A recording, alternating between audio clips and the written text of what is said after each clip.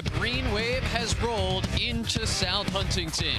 The St. Anthony's Friars are ready to kick off their 2018 campaign, hosting the Delbarton Green Wave. It'll be the final season for Coach Richie Reichert, and it all begins tonight in South Huntington.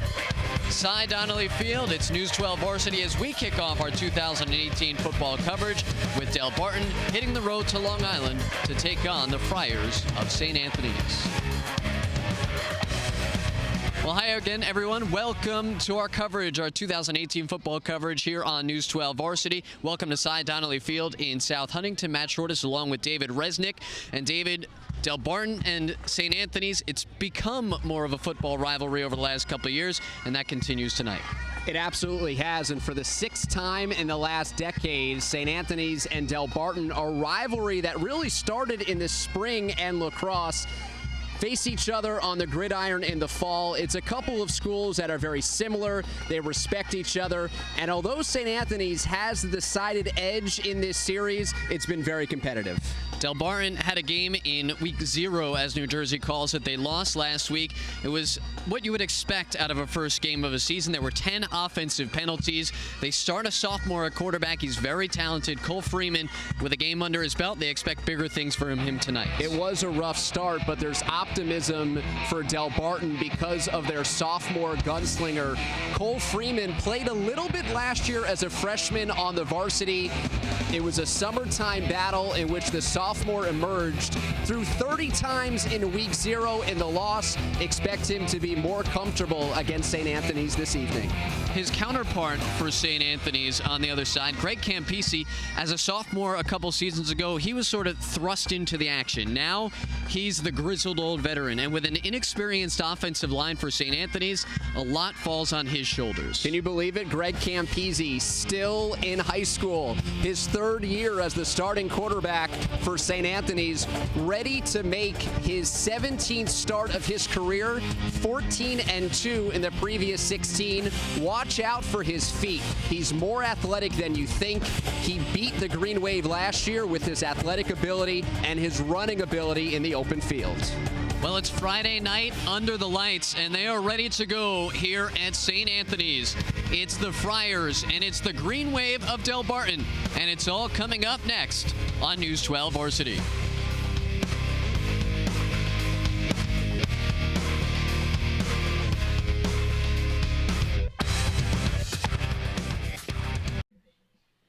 A few minutes away from kickoff here at St. Anthony's High School. Matt Shortis along with David Resnick, and we'll say hello for the first time this season to the third member of our crew. Hi, Amanda. Hi, Matt. Well, as you guys were talking about before, this is a rivalry both on the lacrosse field and the football field. And actually, the football part of this started because of the relationship that these lacrosse teams had. And Coach Reichert said a few years ago they needed a non-league game. And he looked at it and he said, well, our lacrosse team has had success against Delbarton, so why don't we give it a try? And as you said, this is the 4th straight year, 6 overall. And this is just something that both of these coaches, Coach Bauer says he loves to start the season. An early game against St. Anthony's, he feels like it's a way to set his team up for success. And of course, for St. Anthony's, they would love to have Delbarton play them every year in their league. They say we are a real mirror image of one another, and this is a game that both coaches look forward to. To continue on with those sentiments, Amanda, Richie Reichert said if somehow it was possible, Delbarton really is a perfect fit for the New York Catholic League in terms of profile, in terms of the student athletes that they attract. But alas, it will remain a non-league game, at least in the near future and for tonight. Geography would be tough. A bit limiting. To be a member of the New York Catholic Football League, but I suppose if the Big East could include teams from out west, anything is possible. So Delbarton will receive. Kicking was one of the issues that Richie Reichert was a little concerned about for his St. Anthony's squad going into week 1. A nice return for Delbarton out across the 30, and the Green Wave will start at the 31-yard line. A little pushing and shoving going on. Of course, St. Anthony's, this their first game of the season, so they're excited to get out there. Delbarton excited to put week 1 behind them, where they lost to Somerville 35-7. Cole Freeman is in the huddle somewhere, the 6'1", 195-pound sophomore quarterback. Again, he battled it out with the senior, Jake Copheld. Throughout the summer, they decided to go with Freeman. Last week, he was 17 of 30 through the air, over 200 yards passing, and an interception. 3 wide receivers to begin, and there were 10 offensive penalties a week ago, David. And off the first whistle, another one. Thought that perhaps the mistakes of last week stayed in New Jersey. Instead, out here in Suffolk County, a pre-snap foul against Delbarton to start their opening drive of the game. Alex Toussaint is our head referee. Ball is snapped, thrown over to the right side, out across the 35-yard line. It's caught by Greg Getz, second-year varsity member, a senior wide receiver and a big target at 6'3". Freeman does have a lot of targets, including the senior Getz, a player who might be flying a bit under the radar entering this season, especially with some other established targets surrounding Freeman this year. Good pickup. They get 11 yards on that to make it 2nd down and 4. First handoff of the game for the sophomore Lewis, and he dives forward to the 40-yard line. So it'll be 3rd and short coming up for Delbarton. Nice job by Delbarton on first down to get ahead of the sticks. First carry for Gary Lewis, running right behind the center. Gary Lewis, a sophomore, saw some time last year. Elusive, quick, but we just saw his ability to run between the tackles. He's turning into a complete package as a runner in his 10th grade year. He is to the right of Freeman. Freeman dropping back with some pressure, throws to the left side, out of the hands, and is picked up by St. Anthony's. Down they come the other way. Joyner to the end zone. Touchdown. Pick 6 for the Friars.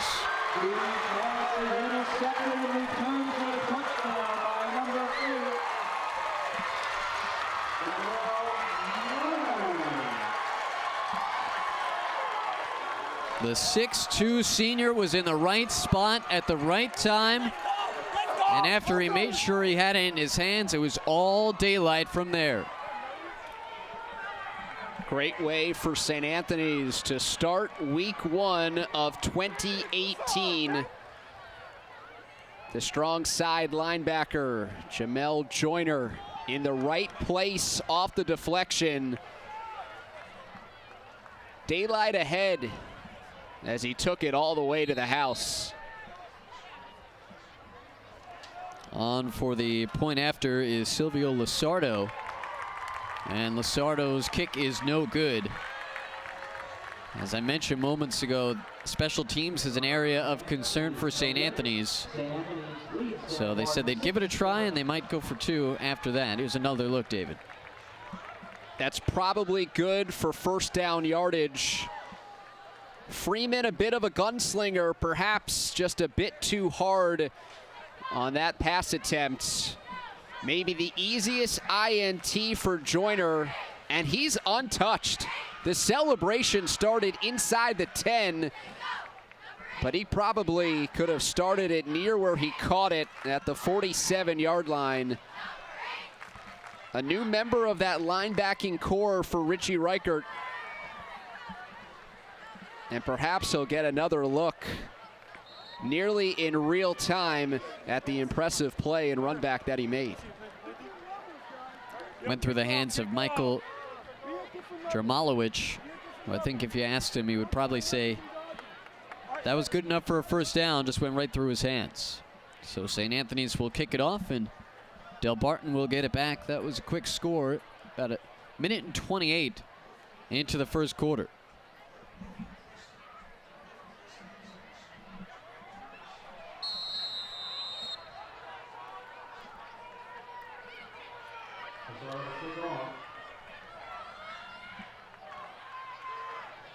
Low, shallow kick taken at the 20-yard line to start this one off. And Delbarton again getting some good field position to start things off. Out across the 35 to the 36-yard line. Brought back by Andrew Reale. So how does Delbarton bounce back? Coming off of a tough loss in New Jersey week 0. They started the game with a false start. And they spent a week in which Brian Bowers said they went back to the fundamentals. Looking to the left side for Gary Lewis out of the backfield. Lewis receives it, scoots out of bounds, a yard shy of the first down. Gary Lewis becomes an even bigger focal point of the offense for Delbarton, with Lucas Unger, a potential high Division I Power 5 prospect who is not playing today. Unger, a tight end, caught 8 balls last week. So how does Lewis now factor into the passing game? That was good enough for a first down. Throw to the right side, and that is incomplete. Intended for Brent McGrath.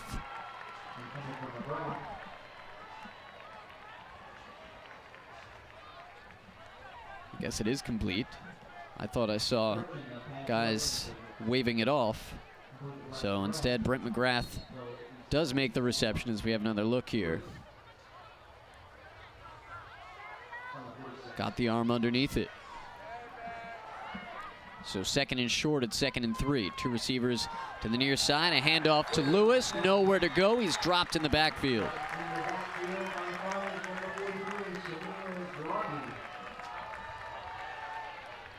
Samir Groggy on the tackle. Somebody that rotates in on the defensive line, a 5'11" junior. A 3rd down and 6. Coppeld to the left side slot. 4 wide receiver set for Delbarton. Here's Freeman looking left, under pressure, a laser to Coppeld, and he hauls it down for a first down inside the 40, and he's down at the 35-yard line. What poise by the sophomore Freeman. Joyner coming off the edge to his left. Got into the backfield untouched and laid a lick on the quarterback, who stays in and throws a rocket to a player who he beat in the offseason for the starting quarterback role. As we mentioned, Lucas Unger out, so Jake Coppelt, a great athlete, sliding into a wide receiver slot here in week 1. Lewis going in motion, handoff to him, and he's brought down again. Will Fitzgerald drops him for a loss of 5. So Gary Lewis not having a whole lot of success out of the backfield, at least early on in this first quarter. It was groggy 2 plays ago. Now another defensive end, William Fitzgerald, the 6'4" senior, wrapping up Lewis in the backfield. Lewis ran for 95 yards last week, but as a team, Delbarton rushed for just 43. Freeman dumping it off to Lewis along the right side. Lewis has some running room and gets close to a first down, a couple of yards shy as he's close to the 25. But when you have the ability to make explosive plays through the air, even in a short pass, and allowing your playmaker to get out in space, it has allowed the Green Wave to absorb all of these negative plays and yet still progress down the field. And how about the strength of your offense for several years to come now? Freeman, a sophomore, as your quarterback. Lewis back there in the backfield with him, a sophomore as well. Papatonis, the fullback, in for some extra protection through the hands of Brent McGrath. And that'll bring up 4th down. Nice job by Makai Murphy, a 2-way starter for St. Anthony's, in on coverage against McGrath, who's been targeted a couple of times in this first quarter. This drive better than 3 minutes for Delbarton. It started back at its own 36-yard line. 4th down and 2. Delbarton will go for it. Freeman with some time, heaves it left side of the end zone, and a little long for Jarmolowicz. And Delbarton will turn it over on downs. Jarmalowicz got a bit caught up as to where the ball was thrown. Freeman with plenty of time, trying to throw Jarmalowicz open. Perhaps it wasn't the intended route, and the sophomore was improvising. The senior Jarmalowicz found it in the air just a hair too late, and despite the all-out effort, could not reel it in. So we will get our first look at Greg Campisi in the St. Anthony's Friars offense. The third-year starter, dual threat, pitches it to the right side for Kyle Angus, who stopped immediately. Nice job in coverage by the linebacker Benjamin Romano. A 3-4 defense for Delbarton, led by William Smart, a third-year starter on the defensive end, verbally committed to Wake Forest. Goes for a loss of 4 on the play. 2nd and 14. Danny Parker goes in motion. Campisi heaves it over the middle for Angus. Wide open. He's got plenty of room to run. Kyle Angus all the way for pay dirt.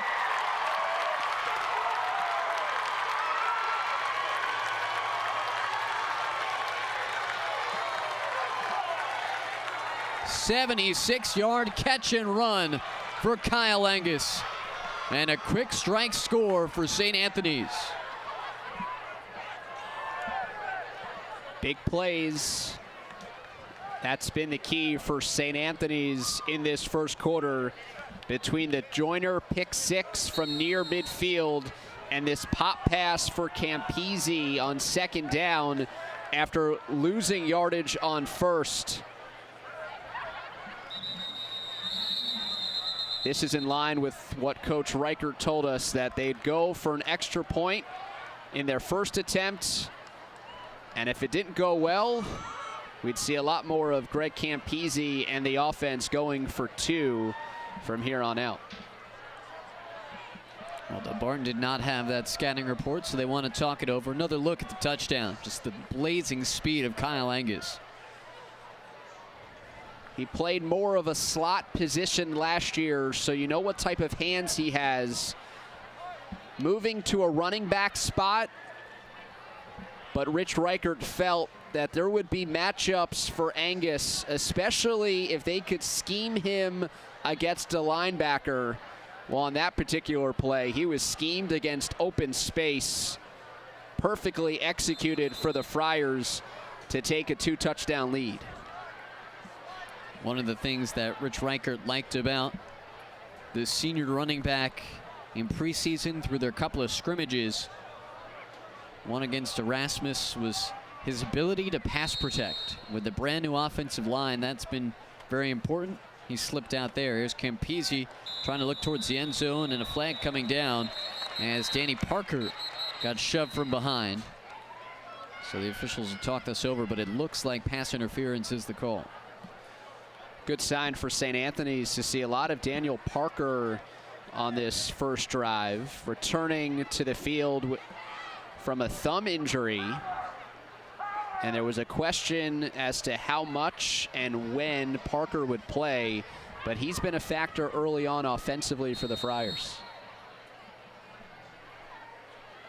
He was the intended target who got bumped by Michael Jarmalowicz in coverage. Campisi giving a look back towards the St. Anthony's sideline. Now he'll take it himself, run it right up the gut, shoulder down over the end zone, and it's a 2-point conversion for St. Anthony's as they take a 14-0 lead midway through the first quarter. 10 rushing touchdowns a year ago, 2-point conversion.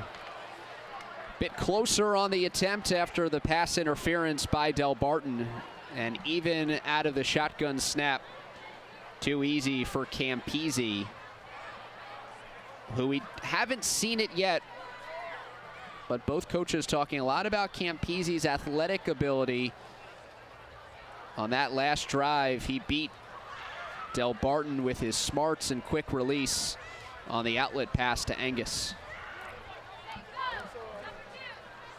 Campisi verbal to Harvard to play lacrosse, but he has not closed the door on a potential football collegiate career. He asked Coach Reichert to potentially talk to the Harvard staff. He wants to go to Harvard. He intends to go to Harvard. So potentially would play football for the Crimson.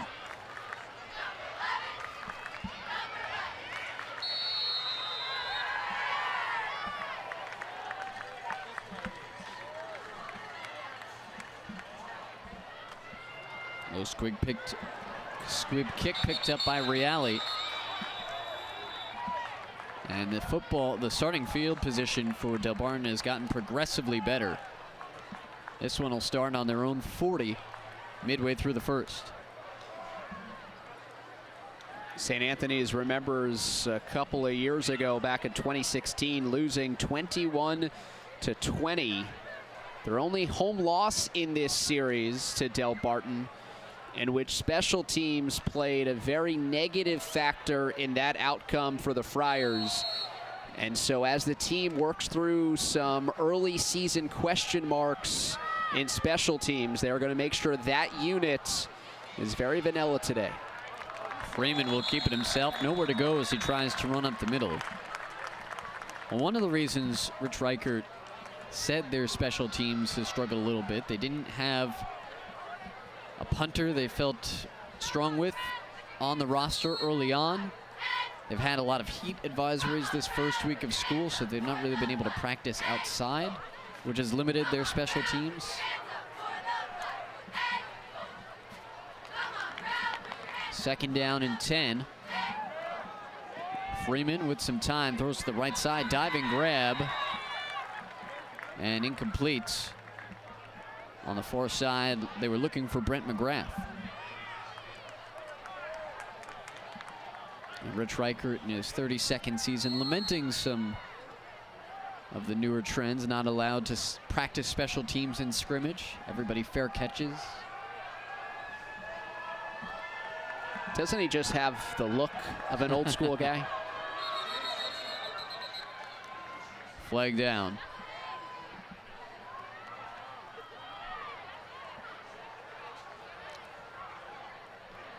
False start against the Green Wave. So again, we talked about it last week, 10 offensive penalties. Second one already today. 3rd and 15 now.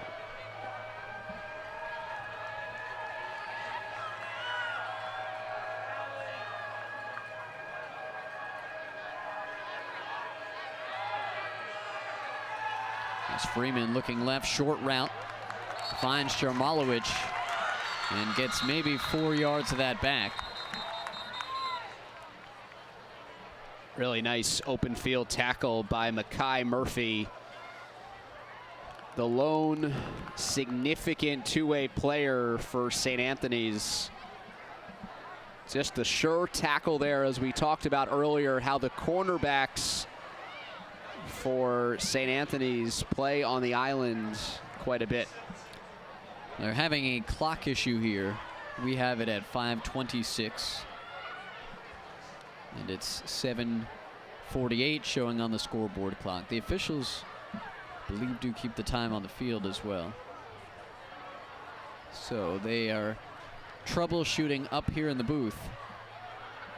It is week 1, David. For everybody. Some of these things to be expected.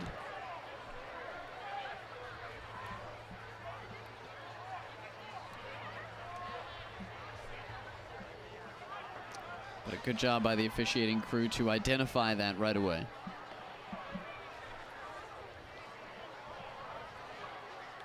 Right, so it looks like they're going to continue and keep time on the field and not worry about the scoreboard, because the score has been lost as well.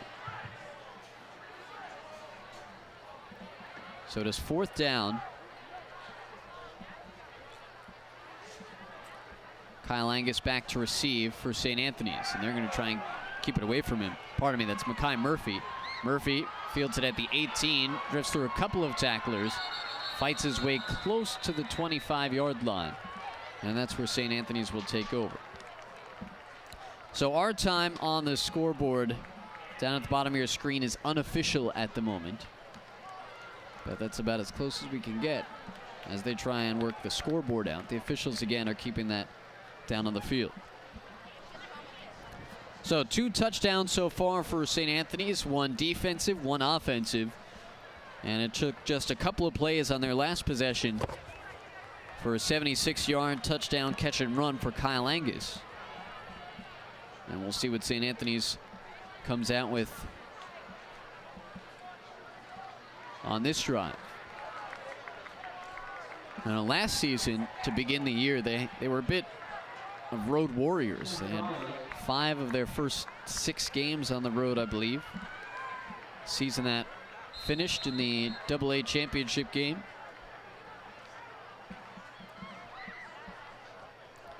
And they get to begin this year with a little home cooking. Here's a handoff to Angus, running off the left side. Small pickup.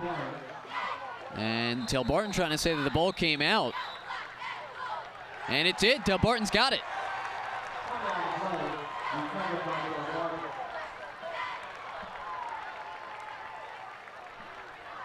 So Kyle Angus, after the touchdown last drive, coughs it up on the first play of this possession, and Delbarton's got something cooking. Delbarton needed a play like this in the worst way. Jarmalowicz coming in to strip it away. There was a player on the other side of Angus as well. Getting hats to the ball, making sure that forward progress is stopped, and then trying to strip it away. Freeman going right over the middle, nobody home. He was looking for Coppeld. Flag is down against Delbarton for a hold. And it's interesting, Matt, you had a smart question to Brian Bowers before the game, sensing that it might be a bit odd for a sophomore quarterback in his first game to throw 30 times. And you wanted to know whether or not it was part of the game plan or because of the fact they were down early. And Coach Bowers seemed to indicate it was a little bit of both. But in this first quarter, we've seen Freeman really have the reins to sling it around, and there's a lot of talent on the perimeter for the Green Wave. 10-yard loss after the hold. Freeman running, trying to dump it off, throws it behind McGrath. Unfortunately for them, falls to the turf. He said ideally Freeman is a little bit lower than that in terms of passing, around 20 to 25 attempts per game. But as you said, David, he's thrown it a good amount of times already in this first quarter. How many sophomores do you see slip out of a pocket under pressure and still keep his head up to make a play down the field? Receivers need to be ready. Freeman's always going to look to make a play through the air. Here he goes again down the left side. It's intercepted. Nick Espada in coverage comes up with a second Friars INT. And a play after an impressive showing from the sophomore, he then makes a 10th grade throw into double coverage. The receiver bracketed with Espada over the top. Did get a step on Murphy, the corner, but help was there, and a beautiful backpedaling interception by the 3-year varsity player.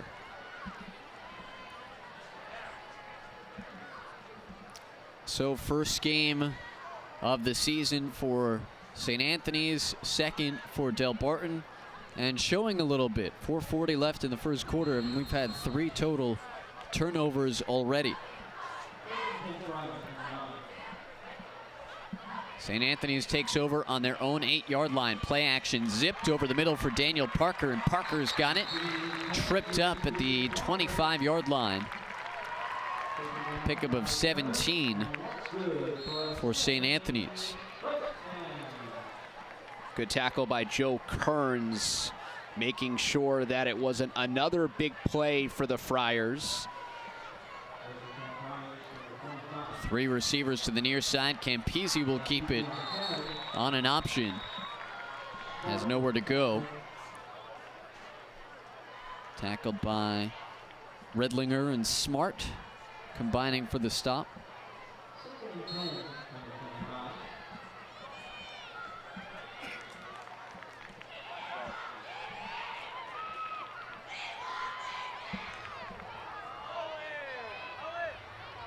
Low snap. Play action again. Campese looks over the middle, hurls it forward for Parker. Boy, the arm on Campese.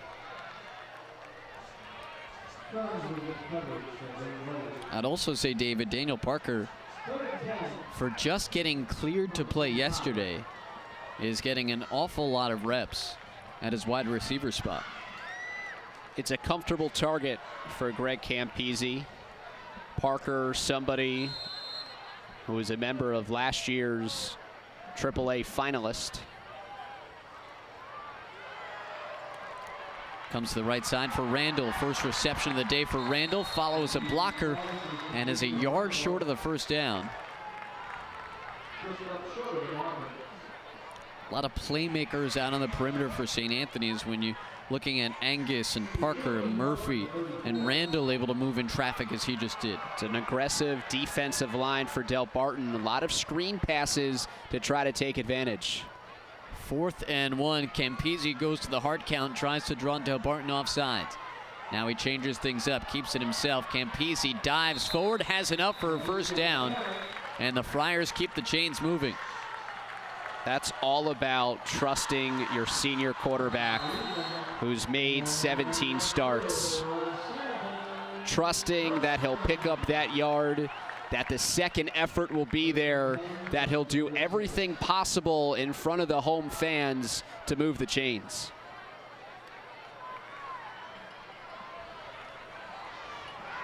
Play action, throw over the middle again. Hanging in there is the tight end, Richard Silva, for the reception.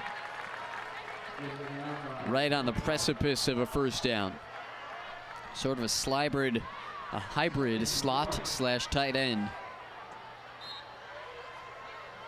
Guy that was a defensive lineman last year, but he came in and he lost a good amount of weight. At 35 pounds or so from last year. They will give them the first down.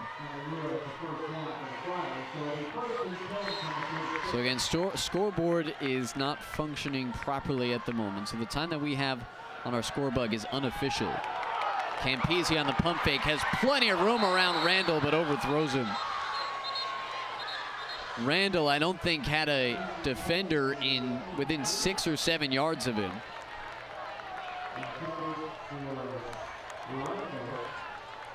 Rare to see Campese miss a target.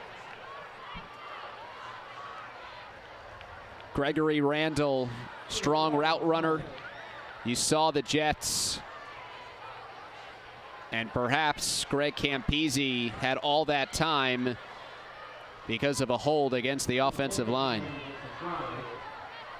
It's the first penalty tonight against St. Anthony's.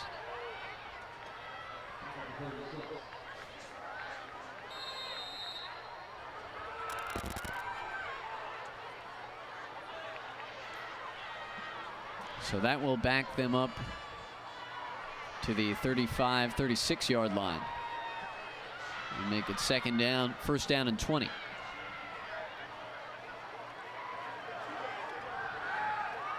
Hurled to the left side, and the pass was dropped. Silva had his eyes upfield before he made the catch. Delbarton defensively, schematically, and their principles for today is really looking to stop the run. We've seen maybe, I think, one, Matt, traditional out of the backfield run for Angus so far. Trying to force things to the perimeter, trying to force some longer throws from Campese, really looking to take care of inside out in terms of their defensive focus.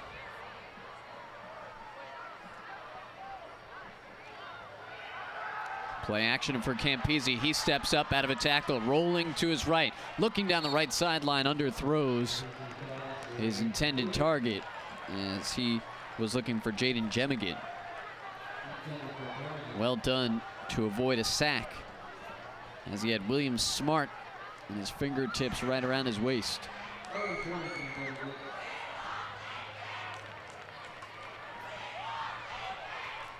So a long way to go for St. Anthony's now. 3rd and 20.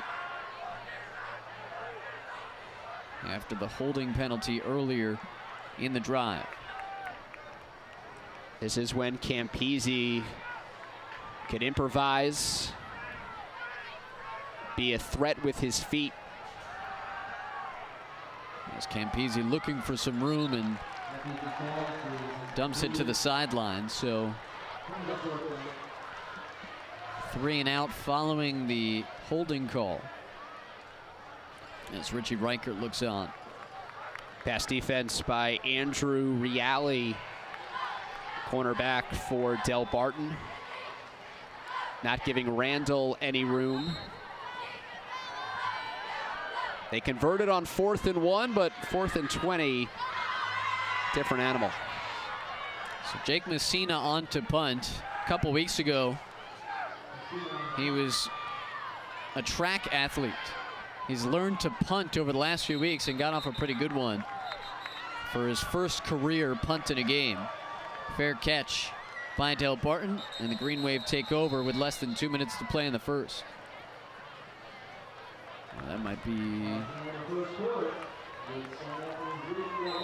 they say, the end of the first quarter. So quarter number 1 is in the books. Friars a defensive touchdown and an offensive touchdown. And they lead 14-0 after the first quarter of play here in South Huntington.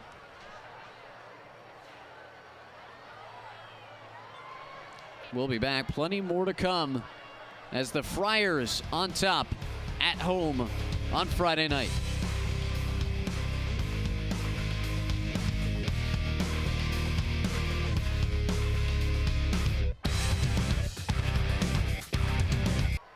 Welcome back to South Huntington. Delbarton ready to go as they took over after the St. Anthony's punt. Cole Freeman begins in shotgun. Handoff right side for Gary Lewis. Lewis strung out, trying to find an opening. Able to turn something out of it and get a couple of yards turning upfield.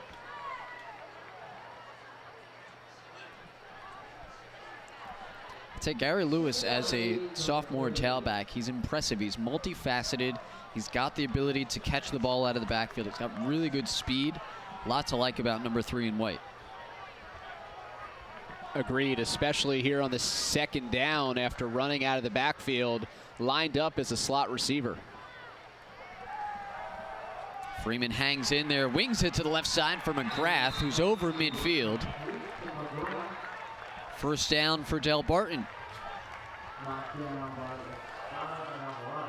McGrath, the first-year starter. Good hands, solid catch on the route. Solo to the top of the screen, finding a soft spot to make his presence known. And again, the gunslinging of Freeman, airing it out all over the field.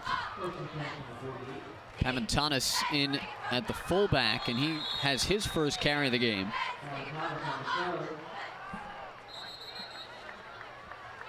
.5'8" junior. And he's somebody that Brian Bowers says can do a little bit of everything. He's slow to get up here, as he's favoring his left ankle.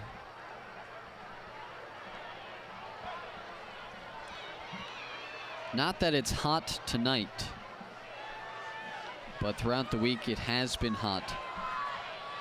So you always are concerned as a coach, a parent, a player, about potential cramping issues, especially early on the season, still trying to get into full game shape. And coming over from Jersey, the long bus ride after school, first full week of school, hydration can be an issue. So As I mentioned moments ago, cramping is always a bit of a concern. Don't know if that's what this is. But Papantanis down after his first carry of the game. Mentioned how this has been a continual series over the last few years. This the 4th consecutive year that the Green Wave and St. Anthony's are playing. Friars have the clear edge, but they've all been close games. And that injury to Papantonis as the fullback is even more significant because their tight end, Lucas Unger, is out. And there is a look at the Power 5 Division I prospect with interest from schools like Michigan and Stanford and Rutgers. Caught the ball 8 times, including a touchdown. A real difference maker, Brian Bowers said. The hope is that he'll wear that 81 jersey on the field once again this season, but tough loss for Delbarton. Freeman dumps it out left side for Dillon Nicholas, checking into the game for the first time. And so no tight end, no starting fullback. They go right to the backup fullback to get in there and be part of the offense. A position that will be featured a bit more with that injury to Unger. And you gotta love that next man up mentality for Dillon Nicholas, the sophomore, another 10th grader who factors into the offense here for Delbarton. And that they call his number right away and get him involved in the action. Give up the middle for Lewis, and Lewis looked like he had some room before he got smacked by Espada and brought down. We have a note on Espada from his head coach, Rich Reichert. Likes to hit people. And that was a bit of an awkward tackle, but really sized up Lewis there, who tried to plant and couldn't get away from the opposing number 3. 2nd down and 6 for Delbarton. Freeman steps up, trouble around him. He'll heave it to the left side of the end zone, and it is caught for a touchdown. Michael Jarmalowicz hung in there. Flags are down. So we'll see if it stands, but what a throw, what a catch, and Delbarton might be on the board.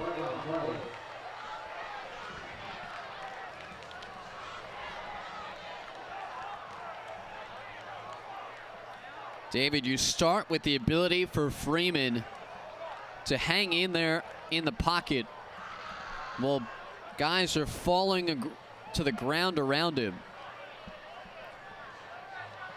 So pass interference against St. Anthony's, and it will be a Delbarton touchdown.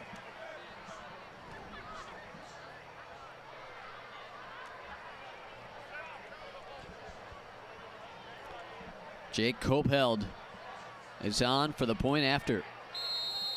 Talk about a versatile guy. Plenty of leg, and it is through. So the extra point is good for the Green Wave, and a strong start to the second for Cole Freeman and the Green Wave. Standing in the pocket, stepping up. Blitz was picked up, and it's Jarmalowicz down the field, beating Alvarado one-on-one. Freeman extends the play. Sensing the pressure in the pocket, a sophomore stepping up into an opening and putting it on point. Full out extension and effort. That's a tremendous play on both ends of that touchdown connection. That is a solid 35 to 40 yards through the air on a rope from Cole Freeman.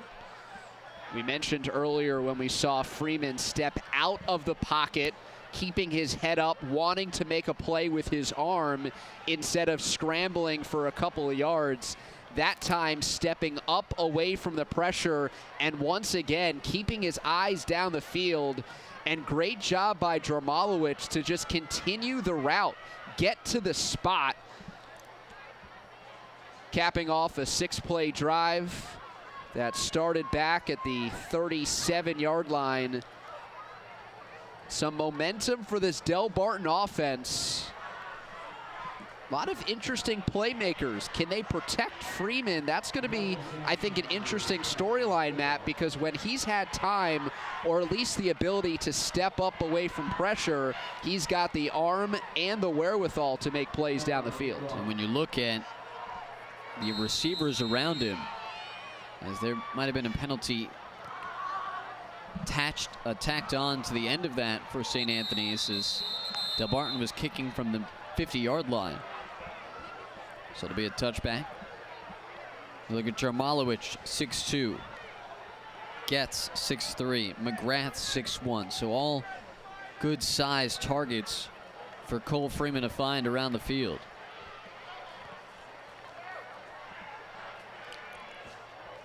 Meanwhile, after the strong start for St. Anthony's, they've sputtered a little bit on their last couple offensive possessions. Started with a 2-play touchdown, followed that up with a fumble on the first play from scrimmage, and then a punt. So can Greg Campese, with the lead for St. Anthony's cut in half, get the offense jump-started once again here in the first half? 3 receivers up top. Man goes in motion is Parker. Campese will keep it. He's dancing around. Campese's got a first down, spun down across the 30-yard line to the 32, and a pickup of 12 for the senior quarterback. It almost feels like Campese in this first half, through the first 12-plus minutes, had the approach of, let me get everybody involved. Let me distribute the ball. Let me get my running back some touches. Let me work it to Parker. But part of this offensive success has to run through Campese and his ability to run the football. And now he takes it on back-to-back plays. Rich Reichert talked about the inexperience of this offensive line. All first-year starters currently. The guys that are in the tackle spots, Eddie Aarons and Gavin Miller, they both had to come over from the defensive side of the ball to slide into the offensive line with some injuries and with some inexperience. So Campese has put a lot more pressure on himself to perform and take some of the pressure off this offensive line. He hangs in the pocket, whips it over the middle, caught by Parker. Parker turns on a dime, moves to his left, to the 20, 10, 5, touchdown! You don't often talk about ankle breakers in football, more in basketball, but Parker with some footwork to change fields. We've seen some great feet tonight, and Daniel Parker with the change of direction after making the catch. We talked so much about playmakers making plays. It was already going to be a big gain, but Parker turns it into 6. Different kicker this time for St. Anthony's. It's Skitcherini who bangs it off the left upright, and no good. And it glided off the right. Not many times you see that. Here's another look at the Parker reception. Plenty of time for Campese, and when he has his feet set, he throws a rope to Parker, and just a tremendous job in the open field. His hips, his feet, a little bit better than the safeties. He gets to celebrate a touchdown to increase St. Anthony's lead back to 13. I know I mentioned it earlier. He only got cleared to play in games yesterday. He was out with a thumb injury, so his cardio could stay up, his lower body could stay up. You know, he was working hard. He just had to be careful of the thumb, but now he's cleared to go. He's all set, and he's showing it tonight. St. Anthony's with their 3 scores. It's been all about the big plays. Joyner, the pick 6 from around midfield, and a pair of touchdown passes for Campese to open up the year. 76 and 75 yards. Angus and then Parker similar in the fact they have game-breaking speed. Credit Campese for throwing passes to receivers in stride, making sure that these explosive runners did not have to break off of their run to make the catch. Another shallow kick picked up by Reale. Reale's got some room across midfield, but the ball came out. Reale lost it before he got across midfield. It will stay Delbarton ball. Recovered by R.J. Martini. And what a huge recovery for Delbarton that was. After surrendering the touchdown to go down potentially 3 scores to this St. Anthony's team after being down last week would be trouble. Another short field for Delbarton. They've already had a couple of drives around or better than 3 minutes. Screen pass for Lewis. Lewis in the open field. Down to the 40. First down. Whether by design or because of circumstance, Delbarton has handed the offense over to Cole Freeman. And a lot of coaches will tell you that screen to your running back is essentially the same thing as a run out of the backfield, but they are really allowing Freeman to make the decisions and run the offense.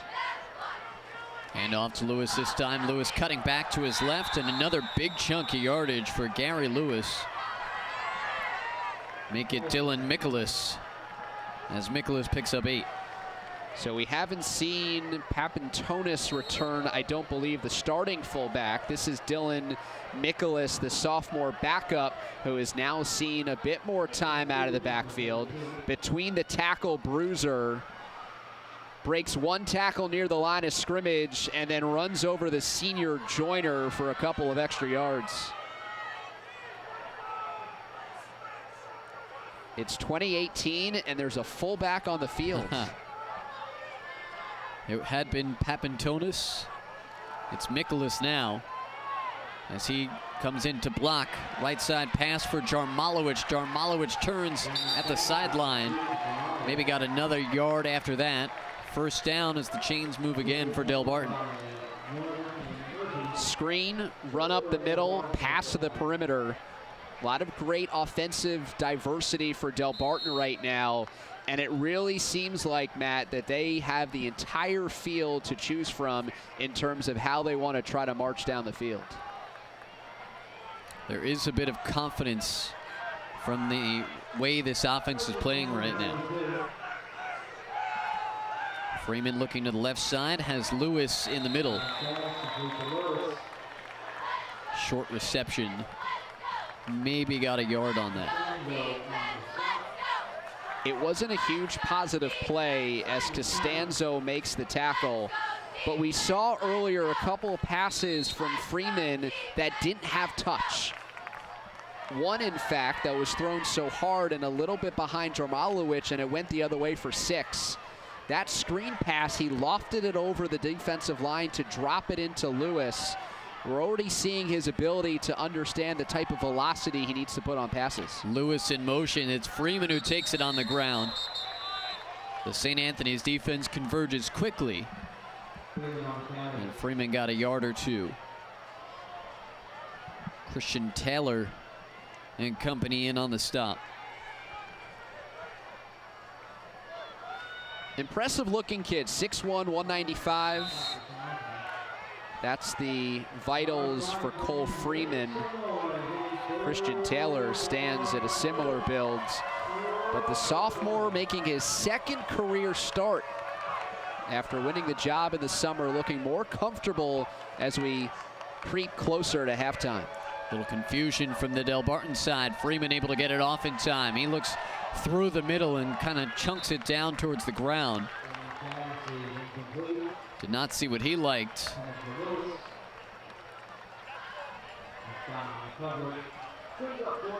Gary Lewis, the intended target, trying to contend that there should have been a penalty on that play. Cole Freeman tried to thread it into the middle of the field. Looked like Delbarton was going to put the tee down and try for a 37-yard field goal. But St. Anthony's will take a timeout to talk this one over.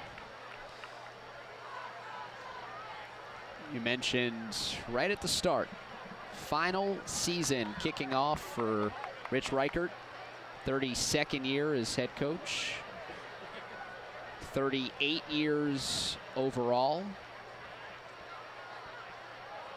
Reichert entering tonight's game with the most wins in Suffolk County history. Second best in the CHSFL, fourth most on Long Island. Amazing to think that this 14-time champ will call it a career. Amanda Puglisi got the chance to speak to him leading up to week 1, and that conversation will air during halftime. Back to matters at hand. Jake Coppeld will line it up, plenty of leg, and sends it through for a field goal. 37-yard field goal for Jake Coppeld. Brian Bowers said he was a multi-talented, multifaceted weapon, and that's been on display this evening. Huge for Delbarton to get points and to continue the momentum. Both of their scores have come in this second quarter, and you're looking at a player who lost a quarterback battle in the offseason. And how many times do we hear from coaches, you know, he's just the backup now and he's leading by example, or not, that, you know, guys, really, he's not somebody that's a big part of our team anymore. Here's somebody who's the backup quarterback, he's the punter, he's the place kicker, he's kicking off, and he's willing to step up for his team and play a receiver position after the injury to Unger, to where arguably he's more valuable now in this multi-role than he could have been as the quarterback. And so, big tip of the cap to this senior who's doing everything that he can for his team. And a captain at that, showing you why. And it's got a good leg. Kickoff taken by St. Anthony's at the 5-yard line. Brought out to the 20, and that's where the Friars will take over. It was Mario Escobar who brought it back up. Escobar had a good preseason. He scored in each of the scrimmages that St. Anthony's played in. Getting some time on special teams tonight. Do you think Coach Reichert has one of those step counters in his pocket? Be a good idea. I mean, he is a serious pacer. You know how they give you the badges? Fitbit will say you've walked the length of India. I wonder for his career, what would be the step count for Richie Reichert? Well, at this rate, he's well on his way to getting to Morristown. Here's Kyle Angus running up the near sideline, out of bounds across midfield. On the market, a little shy of midfield. One of the fun moments that we got out of our conversation with Richie Reichert as we get another look at Kyle Angus's catch and run. Nice blocking there by Jaden Jernigan on the perimeter to really spring Angus free. Yeah, the other side, they go to Parker. Parker cutting back to the left, first down for St. Anthony's. He'll stay inbounds as he's taken down at the 40-yard line. We saw it with his touchdown catch and run. Parker plays under control and really liked the way that he hesitated momentarily in the open field to determine his best route to the sideline. Spotted at the 38. Campisi will take it right away. Campisi picking up another 5 yards, and St. Anthony's offense moving with some pace now. Yeah, definitely noticed the tempo here. Quick strikes, quick pace, getting to the line quickly, not huddling. What a difference and transformation offensively for St. Anthony's over 3 decades under Rich Reichert. Man in motion is Parker, the play fake. Campisi will step up, wing it over the middle, bounces off the fingertips of Silva, and incomplete. So now that there's a momentary stoppage. From our conversation with Richie Reichert, yeah, I'm curious about earlier this week, I asked him if he had any retirement plans yet. He said one of the things he wanted to do, and you don't think about this, of course, because he's here coaching, he wants to go to some of the big-time college games and college atmospheres and experience that as a fan. He wants to go to Army-Navy. He wants to go down to LSU and to some of the Big Ten country games. And in some ways wants to be able to see Stony Brook a bit more, where his son is a safeties coach. That doesn't require as much travel. Not as much travel. The Sky Miles don't pile up commuting from South Huntington to Stony Brook. Coach Reichert makes retirement sound like a lot of fun.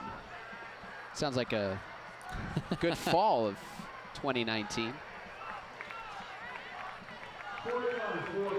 4th down for St. Anthony's, 4th and 4, as Parker goes in motion from far to near. They went forward on 4th and 1 in Delbarton territory here. Experienced quarterback. We'll take a timeout before the clock expires.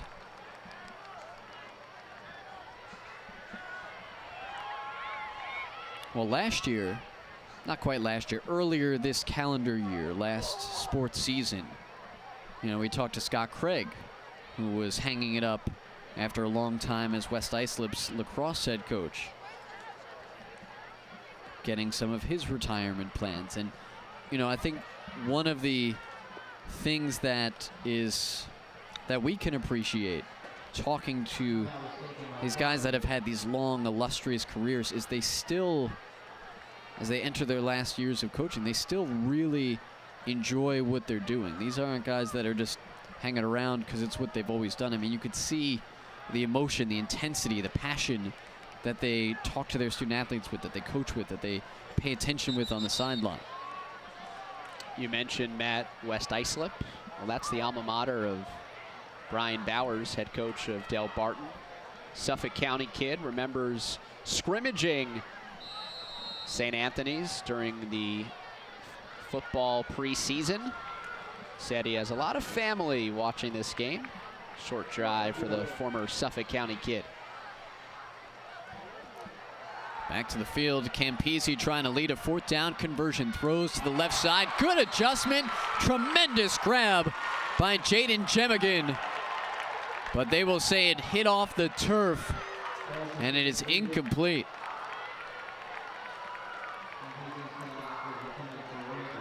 Boy, if we take away the referee reaction, that still might be one for the highlight reel for Jemigan.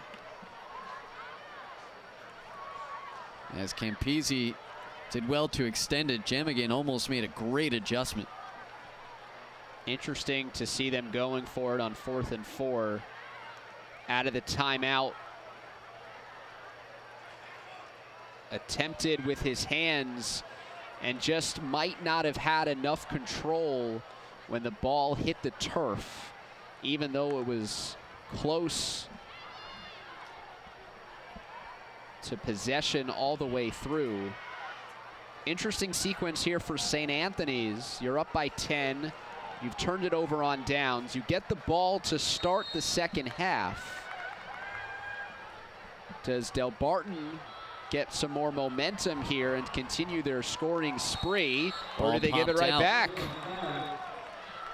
Ball popped out, but the official is saying second down, so a fortunate bounce for the Green Wave. It was an inauspicious start for Delbarton after receiving that ball. They had a penalty before the ball was snapped for a false start. They had a ball bounce off a receiver's hands, and it winds up being a pick 6 to begin the game. And they've been sort of battling back ever since. 2nd down and 11. Freeman finds Coppell, but he's not able to hold on to it. Incomplete. Brings up 3rd down. Delbarton with 2 timeouts to spare. They've scored points on their last 2 drives.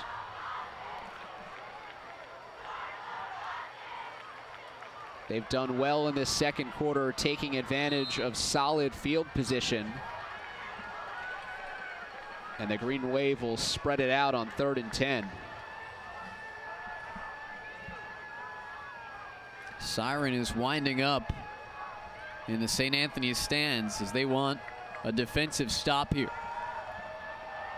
Freeman steps up through the pressure. Freeman trying to move to his left. He's going to be a little short. Joseph Costanzo stepping up, tracking down Freeman. First time we've really seen him scramble for yards. 1 missed tackle away from extending this drive, and you could almost sense it from Freeman. He realized how close he was to keeping this series going. Body language from Freeman. He wanted to stay out there, have a chance for it on 4th down. They'll go for it though. Fake punt. Coppell has enough for a 1st down. So on 4th and 1, the Swiss Army knife senior, Jake Coppell, runs right to his left and has enough to convert. This is not just any punter. This is a senior with a lot of game experience who has played quarterback for Delbarton before, and somebody in a short yardage situation you feel comfortable to execute. Coppell did it perfectly. Inside 2 minutes to play in the 1st half. New life for the Green Wave. Right side pass received by McGrath as he's into St. Anthony's territory. And Delbarton trying to put a little pep into this offense. Still plenty of time, about 90 seconds to go in those 2 timeouts, with the clock stopping every time a 1st down is earned. McCollis is the back in the backfield. Freeman looking to his left. Rainbow type pass completes to McGrath. McGrath picks up about 8. Green Wave working the sidelines. They don't need to completely at this point, but that is a long throw to the field side, and Freeman had plenty on it. Slightly looping pass, but on target and good for about 9 yards. After back-to-back receptions, Brent McGrath goes to the sideline. Gary Lewis now lining up as a receiver as McCollis stays in the backfield.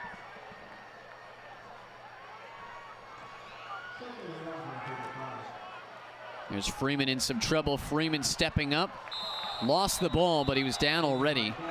Reached out for the 1st down and has it. First time in a while that St. Anthony's has gotten a pass rush. Smart by Freeman, realizing only needed 1. So even though he doesn't want to scramble, getting that 1st down gives them a fresh set. Freeman looks to his left again, has Lewis. Lewis trying to cut back to his right, now to his left, goes to the sideline, continuing to conserve the clock.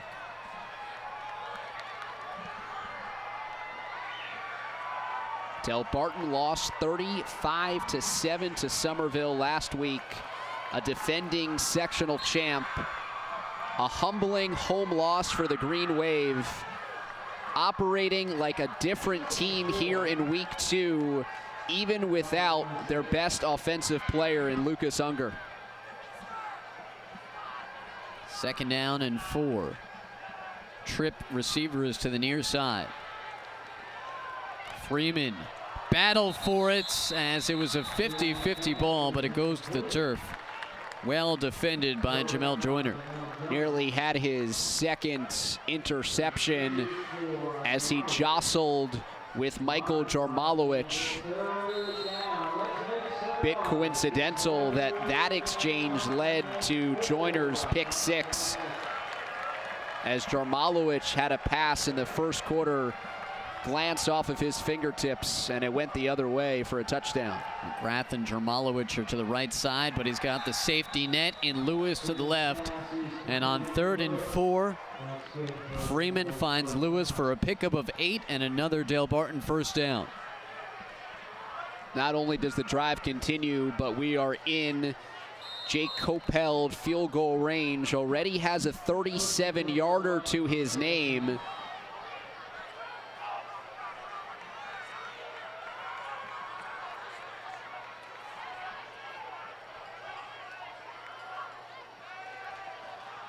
Freeman looking to the right, back-footed throw towards the back corner of the end zone, too long.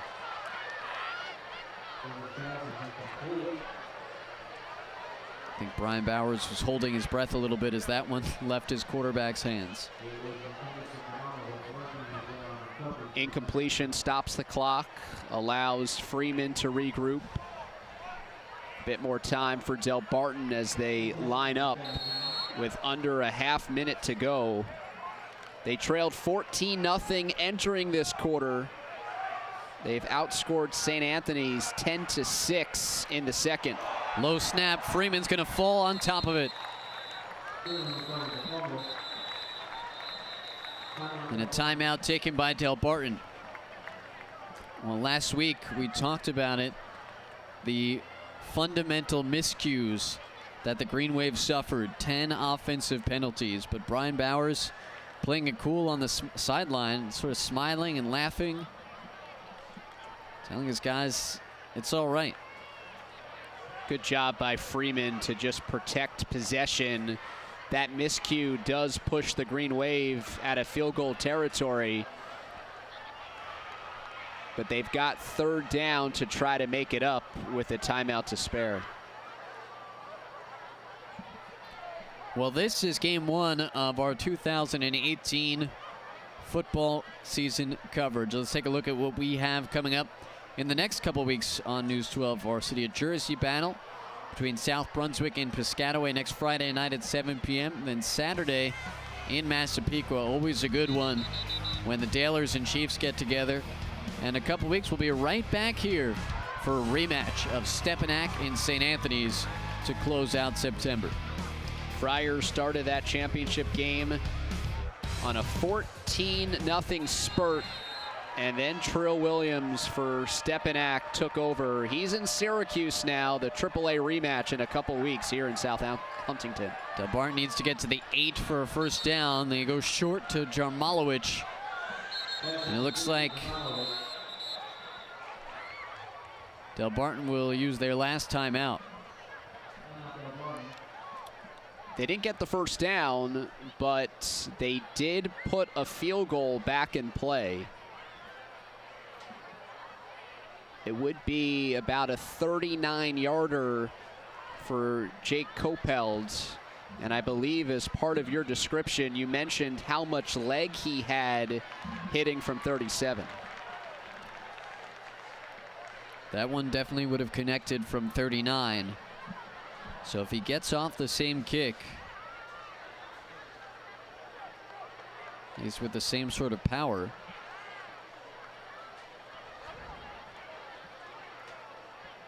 And the field goal unit is in fact coming out. So Jake Coppell, who as David mentioned already has a field goal from 37 yards tonight in this quarter. Trying to add one from 39 to further cut into this St. Anthony's lead. Jarmalowicz the holder. Snap is down, kick is up, it's got the distance, and it is wide left, no good. Well, Coppell coming off the right hash was trying to adjust, and adjusted a little bit too much. He extended this drive, converting the fake punt short of midfield, but he couldn't add 3 more points to the Delbarton total. He's done a little bit of everything today, but couldn't convert.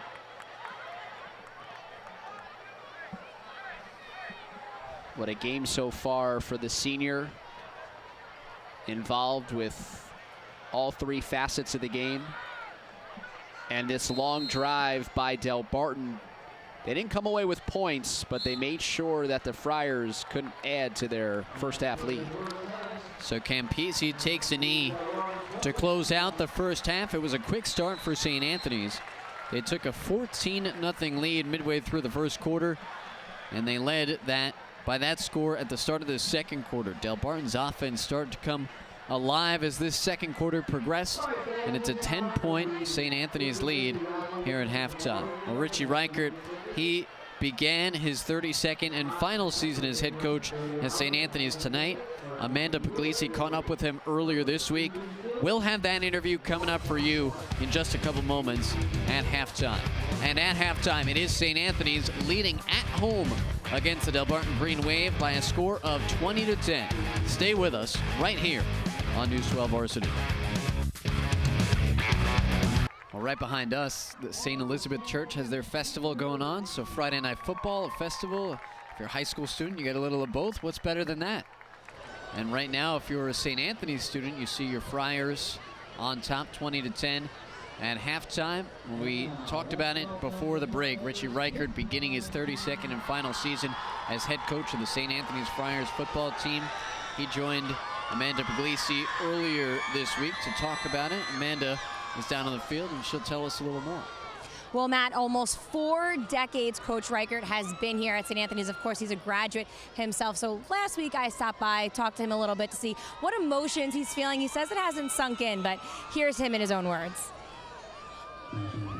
Coach, after 39 years, you finally decided this is the year. It's going to be your final one.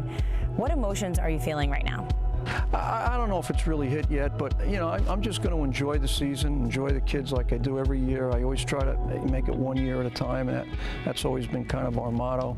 And at the end of it, I'm just very, very thankful to be here this long. I never dreamed it would last like it did.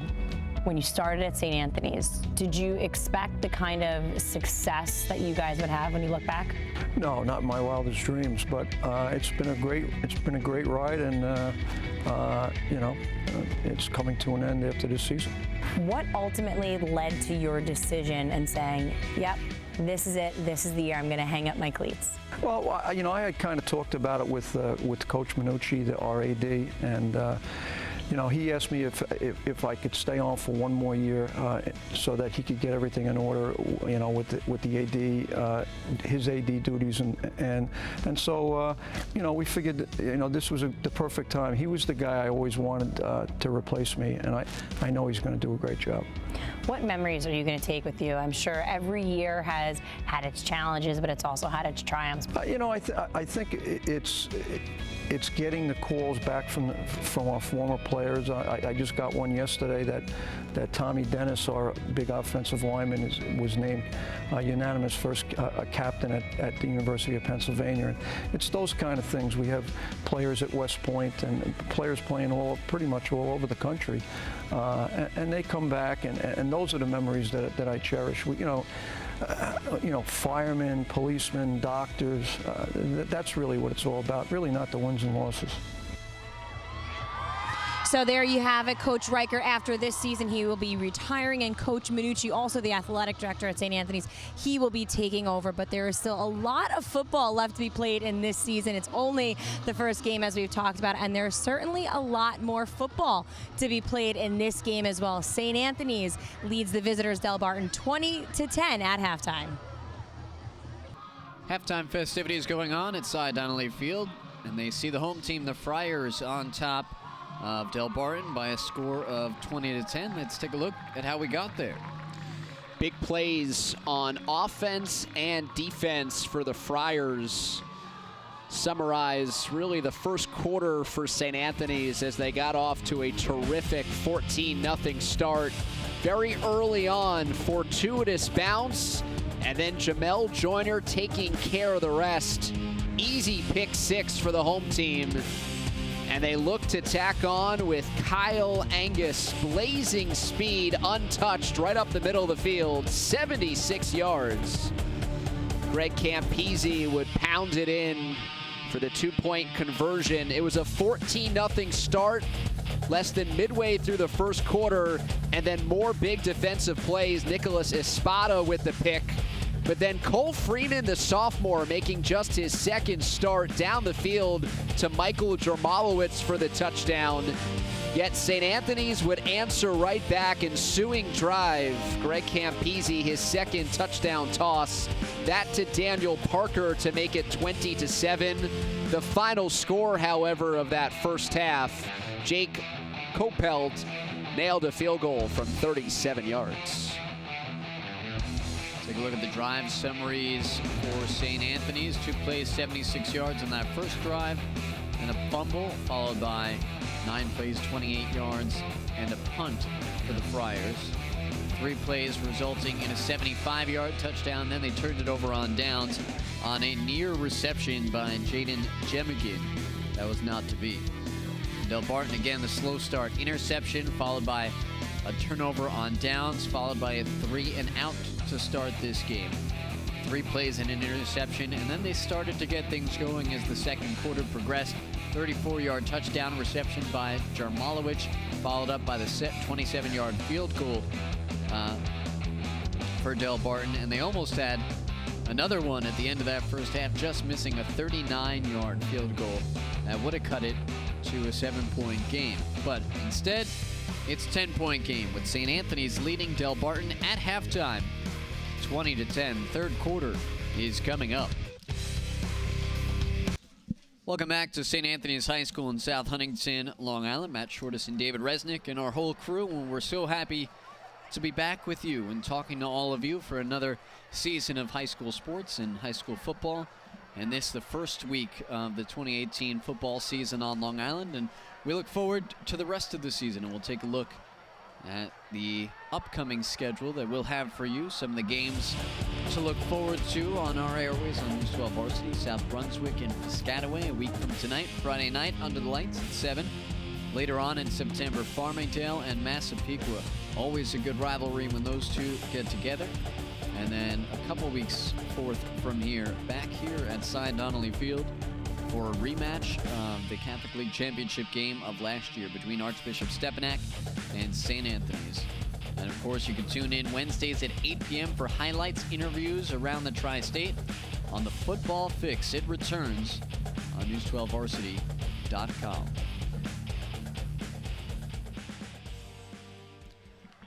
Well, Amanda was just talking with the Delbarton side after they had a strong showing in the second quarter. What'd you come away with, Amanda?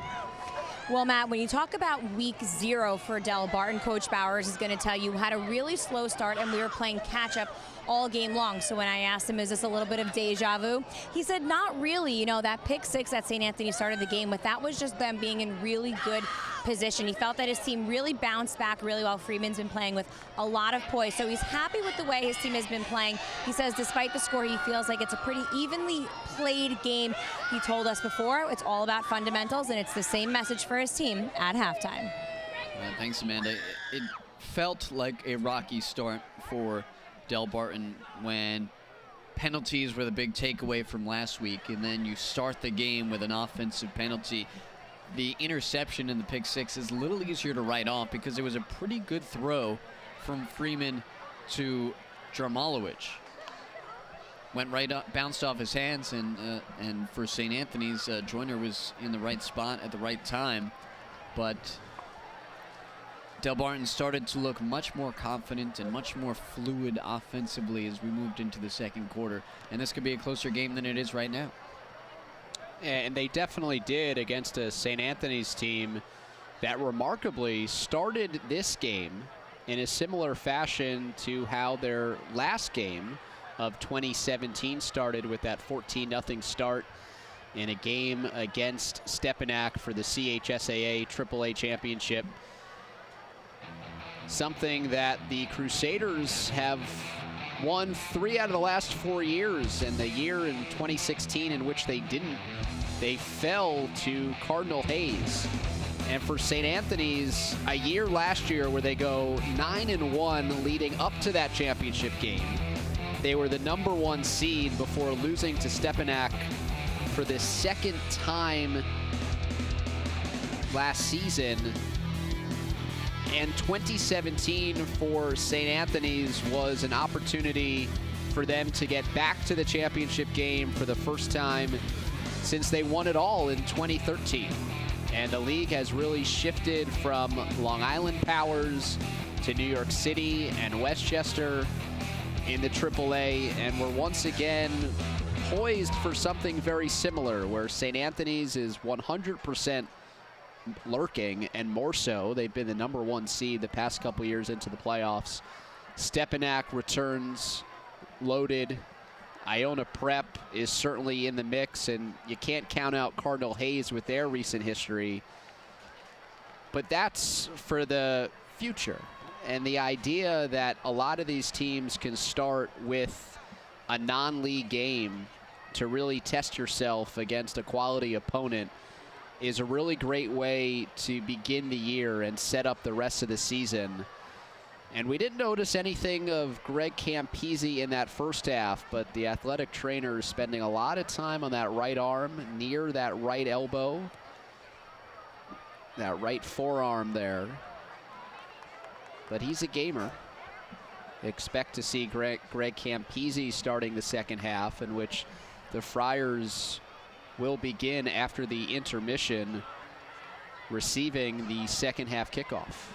I'm sure Amanda will keep tabs on what's going on down there. And you mentioned it a couple moments ago. For the longest time, this was almost St. Anthony's league and everybody else. Maybe Iona Prep in there, those two going back and forth. But it has become much more balanced over the last decade or so, and more dispersed, if you will. So there is a top-heavy component and favorites for sure, but it's a little bit deeper and balanced out of who those potential champions could be. The top 4 last year, really anybody could have won. And the top 4 seeds emerged into the semifinals, and it was just a lot of great talent. Stepinac was the #3 seed, and they emerged to win the Catholic State Championship. They had to take down the Friars for the second time, the standard bearer for many of the 32 years that Rich Reichert has been the head coach.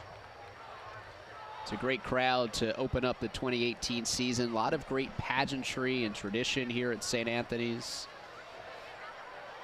Pre-game festivities, really bringing the community together. And an overcast and cool night, but no precipitation. So it is a perfect night for football after a hot and steamy summer, and even lead up to this opening week in which the Friars had to follow New York State mandated heat index rules and practice inside in their beautiful facility to get ready for their week 1 opponent in Delbarton. I'm sure it's welcomed by all the sudden breakage of the heat. Not quite ready for fall temperatures just yet, but we get a little relief. And you mentioned the pageantry. I always love the bagpipe group and the pipes and drums when we come here. I always like that the football team has members of the choir sing the national anthem. That's always something I think is cool and interesting when we come here at St. Anthony's as well.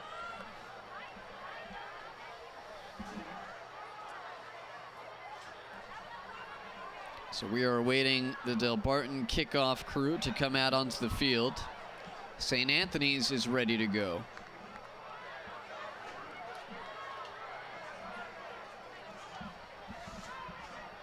We got Daniel Parker back to receive, as well as Mario Escobar. And kicking off will be Jay Coppelt. Second half is underway. High, shallow kick taken by Parker inside the 10. Parker with some good speed, changes hands across the 30. Parker with some room to run across midfield, before Coppel pushes him out of bounds.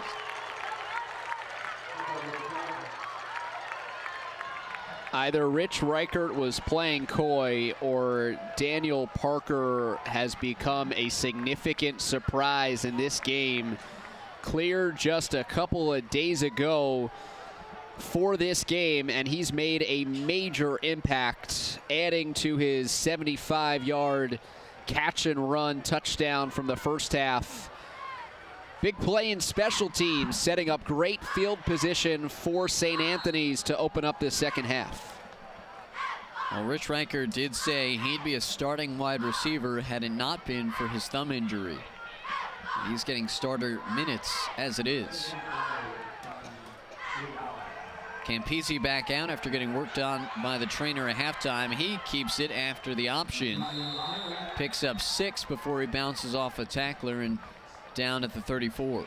Michael Jermalowitz playing a lot of defense today, chopping down Campisi with a shoulder.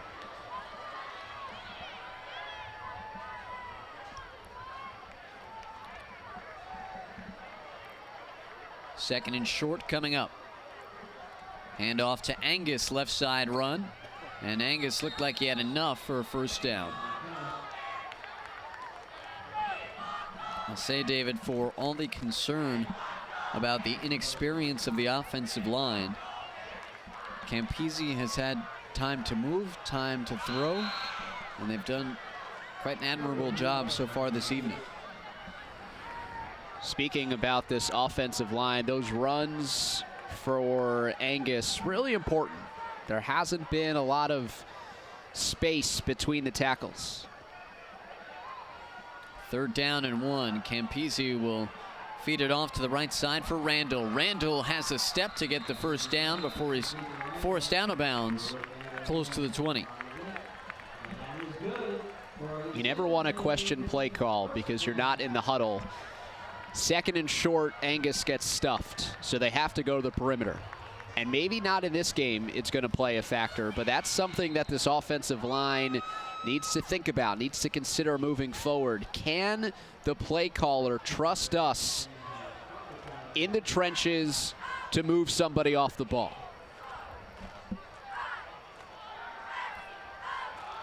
Campisi out of a tackle, keeping the play alive, dumps it over a defender, one-handed grab down the right sideline, and it is caught by Greg Randall. Terrific catch by the junior Randall down the sideline. William Smart getting all the way to the quarterback. Campisi slipping away and doing a great Cole Freeman impression by keeping the play alive with his arm. That's a tremendous effort by Randall.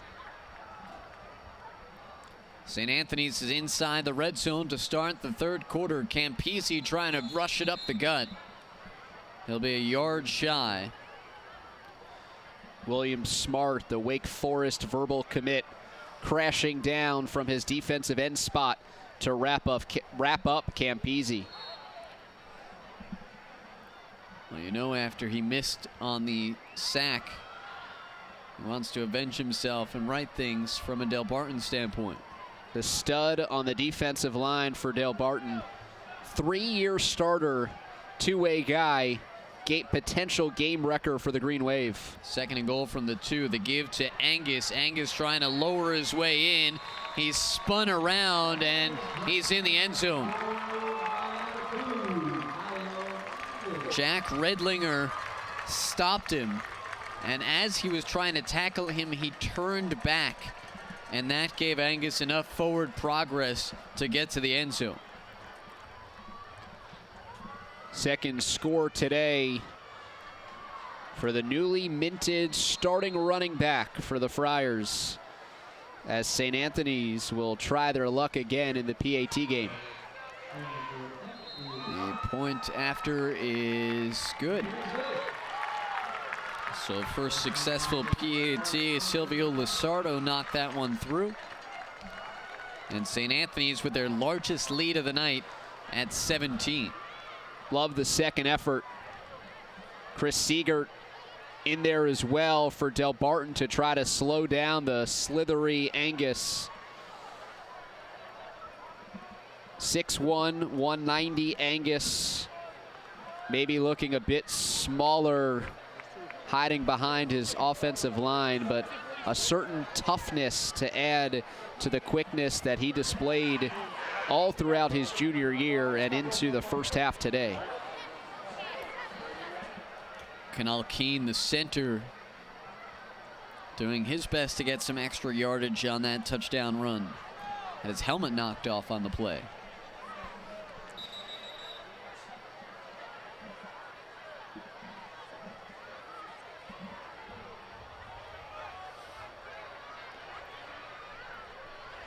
One of the rare coaches left to not wear a headset.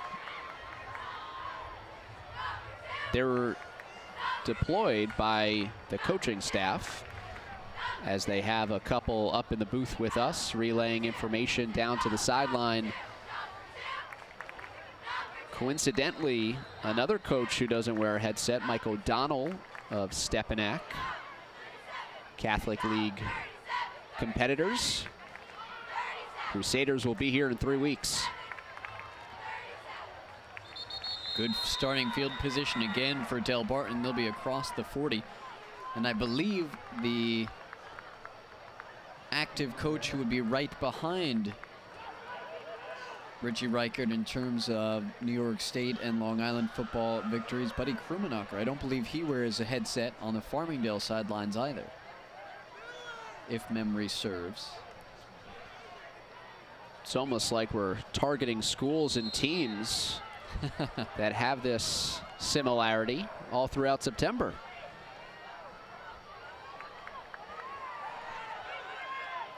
Freeman throws it over the middle, connected.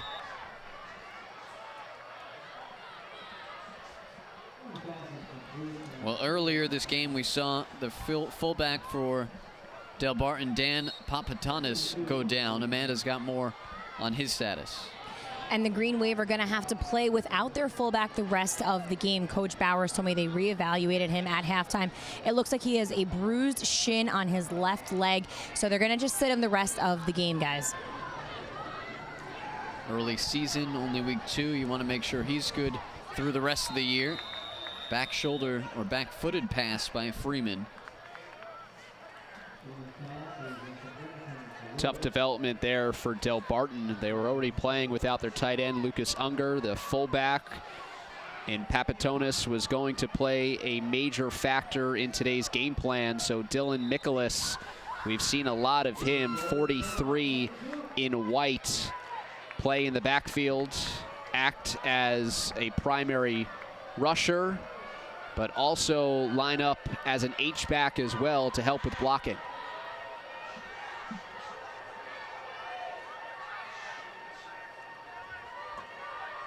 It is Lewis in the backfield to Freeman's left.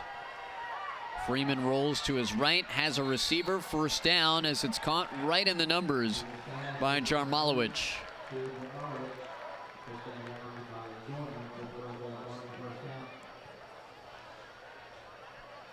Jarmalowicz sure-handed. Freeman with plenty of time.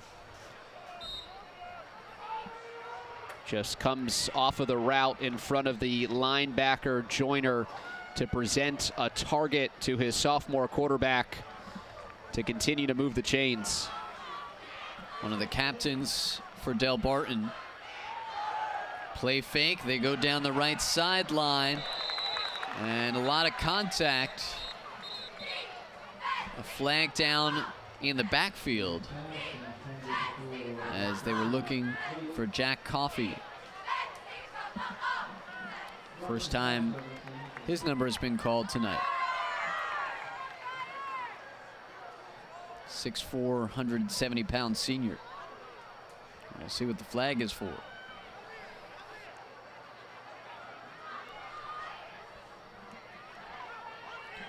So a roughing the passer penalty against the St. Anthony's defense. This is going to march off a large chunk of yardage for Delbarton.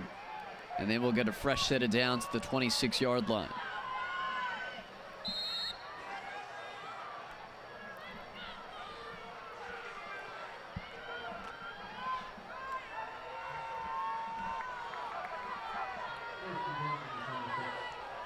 I formation as Cole Freeman goes under center. Here's the handoff to Lewis to the right side. Wrapped up by Nick Alvarado. Christian Taylor there as well, the middle linebacker, who slid into that middle spot with the injury to Joseph Costanzo during the offseason. And it was determined with Taylor in the middle and Costanzo on the weak side. That was the best alignment for the Friars linebacking group. Christian Taylor, the son of the Friars offensive coordinator, Chris Taylor. Here's Freeman on an out to the left side. The receiver going down to make the catch, but on a knee, so he's automatically down. Jarmalowicz made that adjustment. Enough for a first down, though. Jarmalowicz had the second most catches in the opener for Delbarton behind Unger. And now in this, what is a week 1 matchup for Delbarton against St. Anthony's, the senior has really become the go-to target for Cole Freeman. 1st and 10 from the 15. Freeman looking to the left again as Lewis scampers out of bounds. First 4 drives for Delbarton. 2 picks, turnover on downs, a punt. You look at the last 4, including this march down the field, a couple of scores, a chance at a field goal, and now this drive in which Delbarton has taken advantage of good field position to methodically move down the field. There's Freeman backtracking. Freeman in some trouble, he goes down. Dropped back to the 20-yard line, taken down by Christian Taylor. Jamal Joyner meeting his linebacker mate at the quarterback. Freeman trying to just extend and extend. Joyner got there first. A couple of linebackers blitzing on that play. Too much pressure as the Friars outnumber the Green Wave. Delbarton now facing a 3rd and 16 and in danger of having a second consecutive promising drive sort of peter out towards the finish.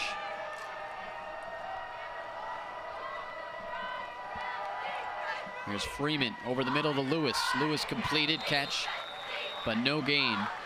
Or a gain of 5 back to the original line of scrimmage. Similar situation to the end of the first half. A bit closer here, as this would be a 32-yard attempt. And this will be the 3rd field goal attempt for Delbarton today as another drive stalls. This one off the left hash.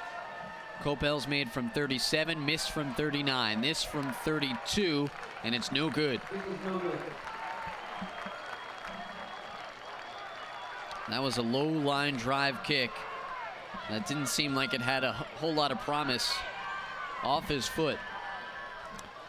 So he's made from 37, and then subsequent misses from 39 and 32. And in some ways, it speaks more to the offense than the special teams, in the sense that the last 2 field goal attempts came after drives that penetrated into the red zone, and the Green Wave couldn't cap it off with 6.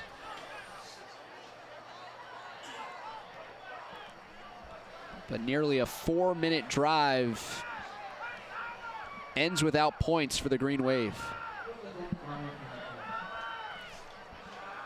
So St. Anthony's takes over. Kyle Angus on a first down carry. Has more than enough for a first down. In that second quarter, St. Anthony's went to a up-tempo offense, really sprinting back to the line, getting things settled. They were in control of the game. There was plenty of time left. They did it as a bit of a change-up.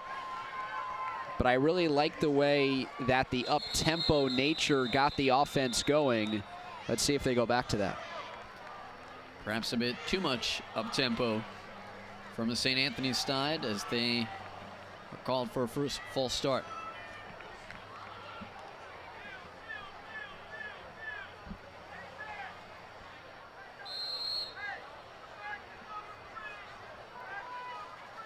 First game jitters in the second half. As you mentioned, Matt, the only returning starter is not in uniform today. St. Anthony's expecting starting right tackle Chris Wright back very soon. Quick handoff to Angus. This time he runs right. And Angus able to pick up a few, make up for some of the lost yardage on the false start. And then some. Picks up about 7 on the play. So that will make it 2nd down and 8.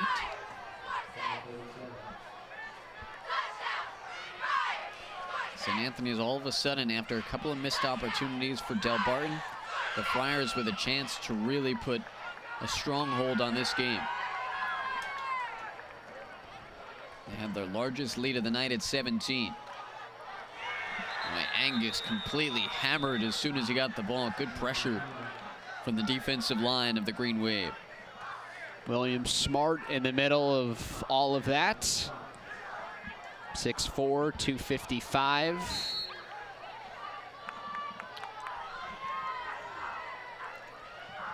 Another negative play for St. Anthony's on this drive. Friars look a little scattered at the moment. Justin Houston checking in for the first time.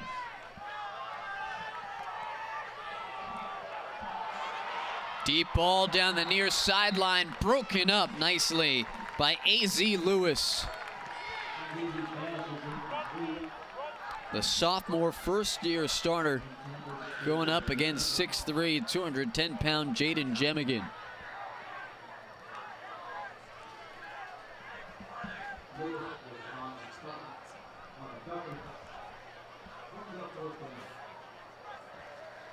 Stride for stride. Lewis, first one to make contact there. Rich Reichert will take a timeout.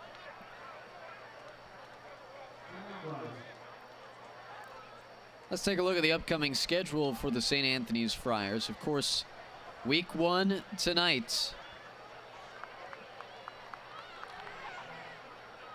And they head to Mineola next week to take on Chaminade at Christ the King in back-to-back road games. The game on the 28th against Stepanak will have here. And that's a tough couple week stretch between Stepanak and Hayes. 2 out of the 3 weeks. Finishing up with Iona Prep and then at Farrell on Staten Island. Another non-league game similar to this Delbarton contest in which St. Anthony's is going out of state. Archbishop Spalding from the state of Maryland. They'll head on the road. Punt is away, nearly blocked. Fair catch called for at the 40-yard line by Gary Lewis. And that's where Delbarton takes over. 3:46 to go in the third. As the Green Wave trying to find their way back into this game. Take another look at this. Nearly had a momentum changing play there. If you get a deflection, you can make contact with the punter, but just stopping about a half a step too short as Delbarton's offense is back on the field. Lewis bounces off the line, tries to get outside, and a shoestring stop. Got away from Anthony to Paul before Espada ended that run.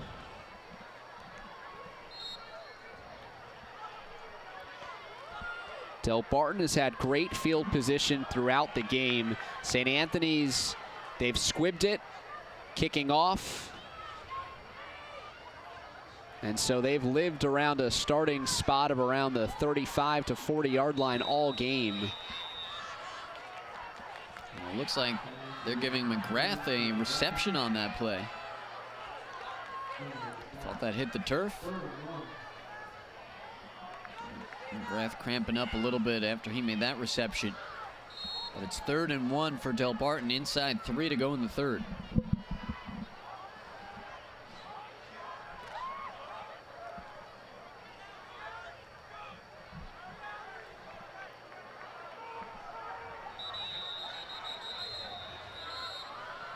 Timeout for Delbarton now. It seemed like once McGrath took himself out after the catch, Delbarton was just a bit unsure of its personnel and just didn't have the right 11 on the field for this 3rd down and short.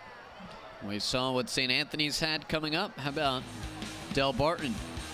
Passaic Valley next week, DePaul Catholic, Pope John, Morristown, and Clifton to round out their regular season schedule.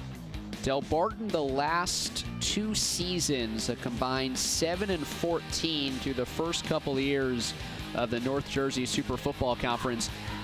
For them this year, they don't have any United Red opponents. That's the St. Joe's, the Don Boscos, the Bergen Catholics of the world. Much more of a Sussex County, Morris County feel to the schedule as Delbarton moves the chains.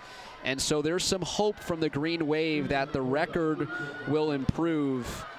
They are a non-public Group 4 school. They do have to play DePaul, the defending non-public Group 3 champs, as part of a league game. But despite the tough record of 3-8 a season ago, this is a Delbarton team with a proud history and a team that did win a playoff game and made it to the state semifinals in non-public Group 4. Here's Freeman airing it out down the middle, and Getz almost got hammered, and a flag down. I'd say from a defensive standpoint, that might be a tough flag to take. We'll take another look at it. That might have been more Freeman putting his wide receiver in a very difficult position. Getz able to get up. As I said, leading with the helmet.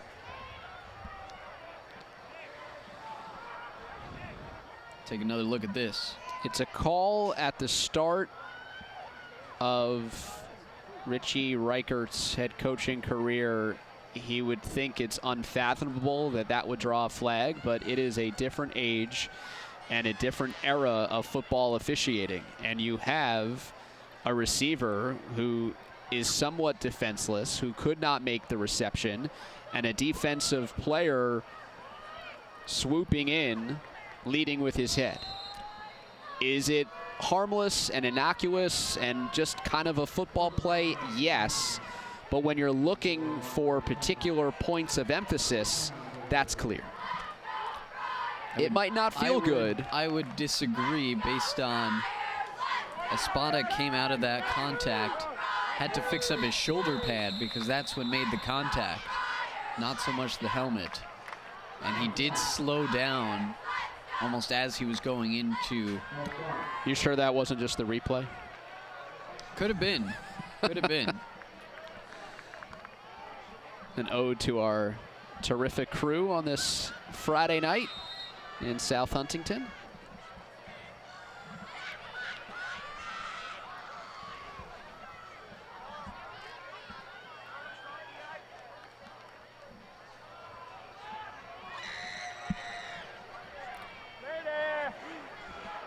First and long for Delbarton following the penalty. It's Freeman looking left side. Wide open is Andrew Reale, who's knocked out at the 5. First down, Delbarton. Another receiver for Delbarton makes a catch for Cole Freeman. A wheel route down the sideline. Wide open. James Aranti comes over to make the tackle. Delbarton into the red zone once again. First and goal. Can they punch it in and capitalize on a drive? They've missed 2 field goals already tonight. Here's Freeman rolling to his right, has a receiver right on the doorstep. Jarmalowicz just shy by a couple of yards. Good to see Jarmalowicz back in. Let's see if Brent McGrath has re-entered. Those two were shaken up in this third quarter. Neither situation appeared to be overly serious.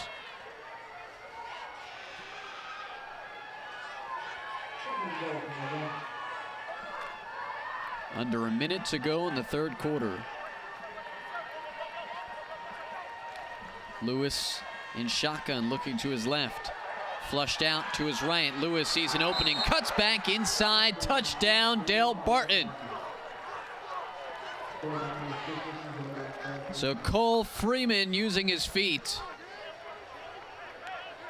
We talked about Campisi's feet a lot tonight, but it's Freeman finding the end zone with his legs. Terrific block by Gary Lewis right near the goal line to spring Freeman free.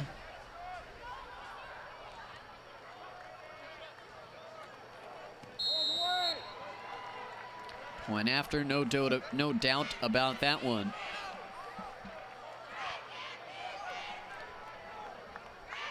Delbarton cuts it back to a 10-point deficit. Goes through his progressions. First two are covered. Tucks and runs with it. One cut and into the end zone, celebrating with the sophomore Dillon Nicholas. 60 yards down the field, helped out by the targeting penalty that was called against the secondary of St. Anthony's. Drive took up just over 3 minutes as they marched 60 yards for the touchdown.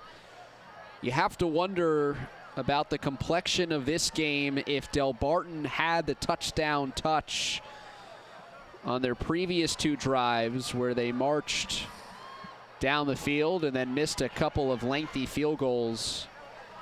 St. Anthony's still very much in control, up a couple of scores. But if you think about that early game touchdown, that pick six, it'd be a field goal game.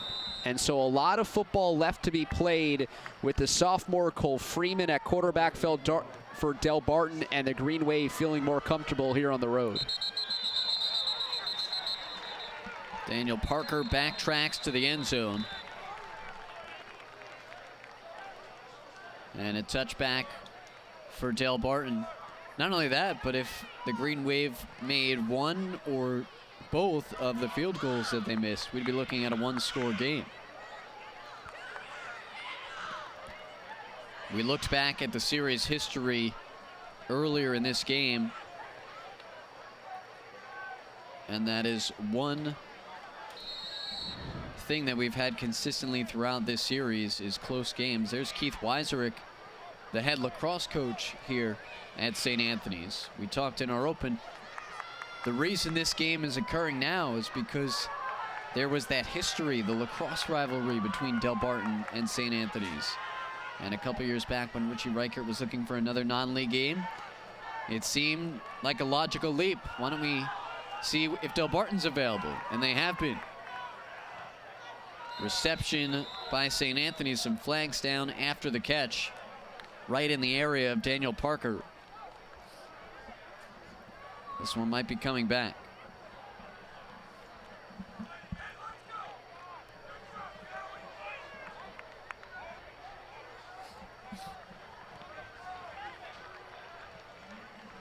So holding against the Friars.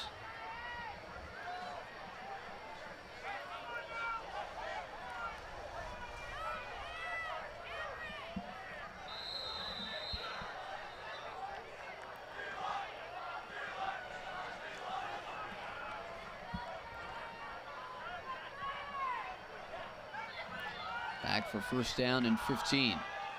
Give up the gut to Kyle Angus. And that will likely be the last play of the third quarter. Jack Redlinger with the tackle, wrapping up the ball carrier. Campese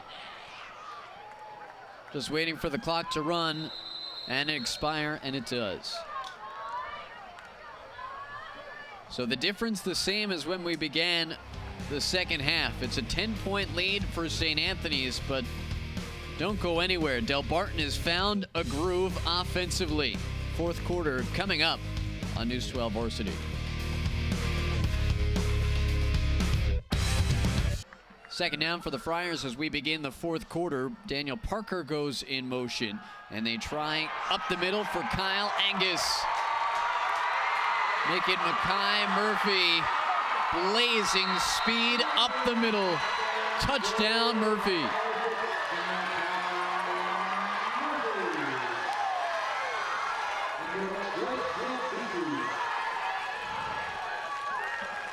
It worked to perfection in the first quarter, and the Friars dial up a similar pass over the middle to begin the fourth. A spark, separation, and getting Murphy into space. That might be his first offensive touch of the game. It comes at a critical juncture, and it comes when the Friars really needed a jolt.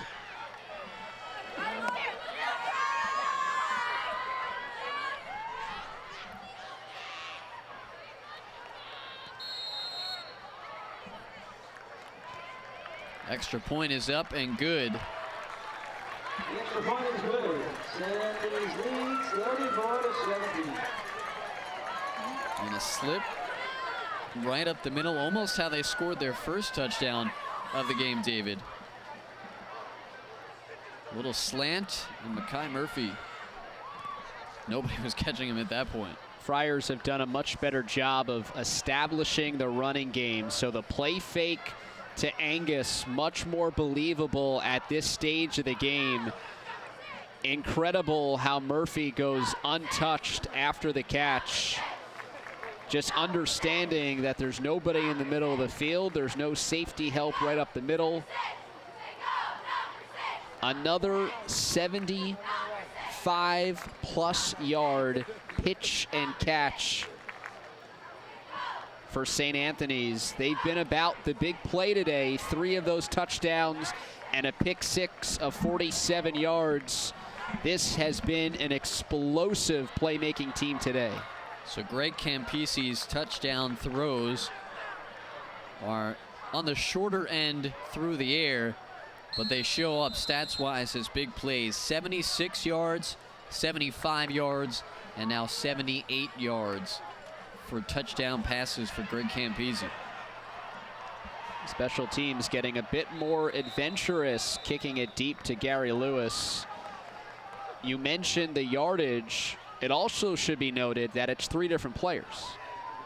It's Angus, it's Parker, it's now Murphy. The playmakers are there for this Friars offense, and it's so incredible to think that it's the offensive line or the defensive line for St. Anthony's that's lagging a bit behind the rest of the team. We've talked so much over the last 3-4 years about the explosive playmakers that Stepanak and Iona Prep has had. Well, it seems through the first week that the Friars will have a lot of firepower to contend in the CHSFL. Here's Gary Lewis. Not much running room there for the Delbarton sophomore. It's amazing how quickly St. Anthony's can strike. And by my count, St. Anthony's has scored within a minute on the ensuing drive after surrendering a touchdown. So that bounce back ability to take a tense 10-point game into the fourth quarter and now blow it open and feel like you have firm control, that's a great attribute to have. Reception by McGrath. And it matches their largest lead at 17. They led by 14 at a point. They jumped out to a 14-0 lead in this game. But you're right. The fact that every time Delbarton sees a little glimmer of hope, St. Anthony's is able to slam the door right in their face. it shows an ability and a winning ability from the Friars side. McGrath, tough catch with Murphy right on his tail. Still consumed with those cramp issues. McGrath playing through it. Back on the field, contributing for the Green Wave.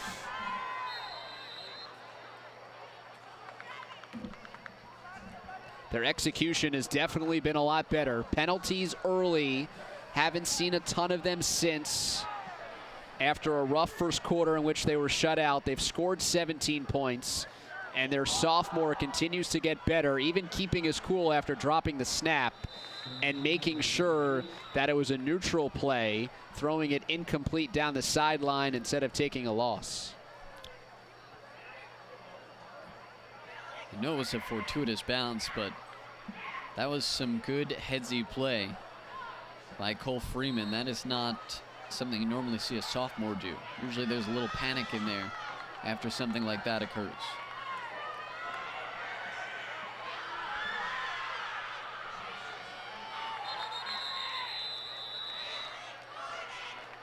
More laundry to the field as Delbarton will back up.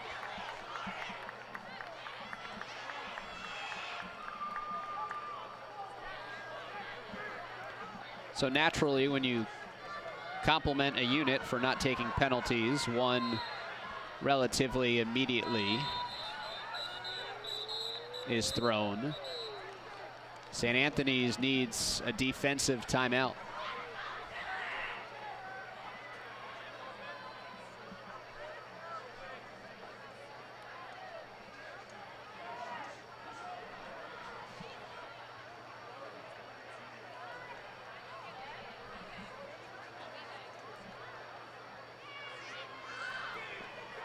Take another look at the upcoming schedule on News 12 Varsity. To the Garden State, we go a week from tonight. Next Friday in Piscataway, South Brunswick hits the road to take on Piscataway. Then back to Long Island for an afternoon showdown on Saturday between Farmingdale and Massapequa. And then back here at Cy Donnelly Field to round out September. Archbishop Stepanak taking on these same Friars of St. Anthony's. And of course, you can tune in new this year, Wednesdays at 8 p.m. for highlights and interviews around the Tri-State on the Football Fix on news12varsity.com.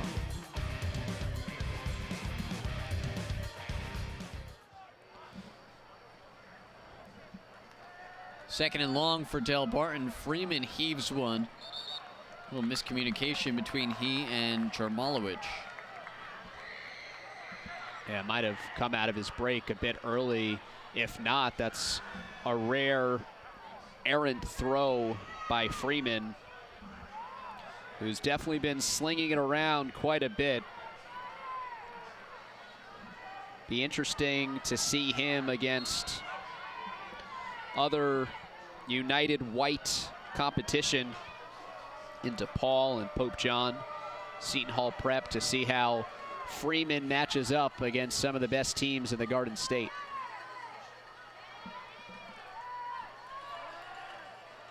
Cole Freeman backing up. McGrath ended up playing defensive back there as Nick Espada almost had himself an INT. Great game sense by McGrath to make sure that this ball hit the turf after he knew that he didn't have a chance for the reception, to make sure that the opposition didn't either.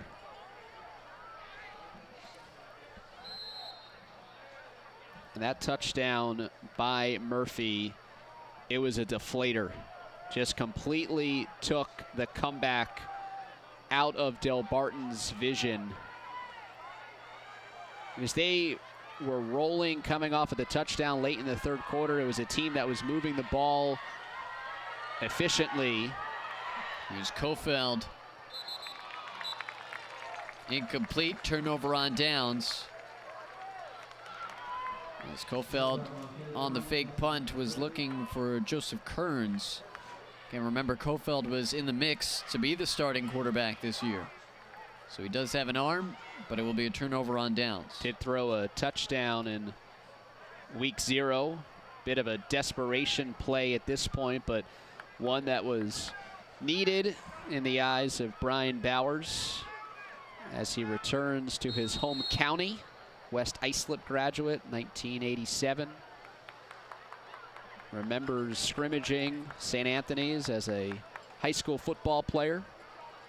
Didn't have a recollection of Coach Reichert, who at that point was just in the early stages of his head coaching career, but Brian Bowers now making his second trip out to South Huntington and coaching in front of many friends and family in the stands here in Suffolk County. Flag down as Mario Escobar takes this up the gut. Escobar, the reserve running back, going to get a fair amount of the load this year as well, behind Kyle Angus. Only a junior. That touchdown, Matt, making it a 3-score game, whether it's psychological or reality in terms of maybe not having enough possessions with nearly a full quarter left to go, just completely changed the dynamic and complexion of this game. There was a palpable, I think, energy leading into the fourth quarter, sensing that this 10-point game was close and there was a chance. But that quick strike, that runaway breakaway speed from Akai Murphy psychologically just put this game away. I would agree. It seems even the stands that are still packed here in South Huntington, nobody's leaving yet, but there's definitely a much calmer energy. They're enjoying their Friday night a bit more, the hometown faithful, sensing that perhaps there will not be any tense moments. There's Greg Campisi airing it out to Parker down the left side. Parker dancing around down to the 40-yard line. Some good yards after contact for the senior wide receiver. You know, there's the festival going on behind us at St. Elizabeth's Church. There's a gate that opens from the bleachers right here to there, so I wonder if, I don't know what time they have to close down for the evening, but I'd imagine there'd be some happy fans enjoying the football game, and then going right over there, maybe play some. Are you asking me to cover you over the final 8 minutes? Is that what you're saying? I would never leave my post early. But perhaps we should get a couple of burlap sacks, go down a slide as a nightcap. Now that would be footage I would never want to exist. With like a bag of fried dough in our lap, powdered sugar.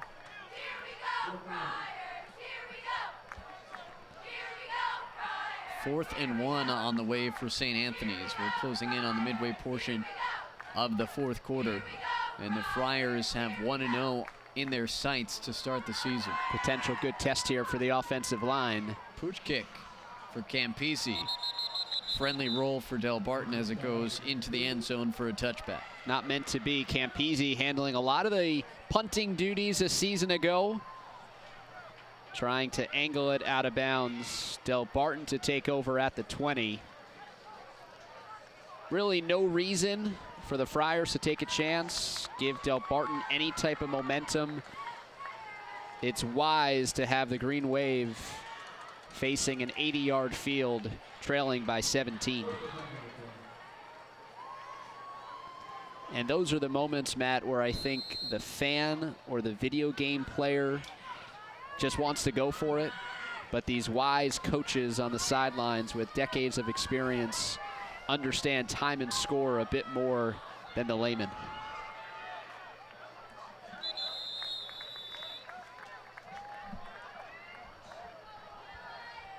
Also knowing that it's week 1. 17-point lead. The math is well in your favor if you're St. Anthony's. There's no need to push the envelope if you don't have to. Dillon Nicholas getting a lot of important carries in his development as a sophomore fullback. Caught by Lewis down to the 30.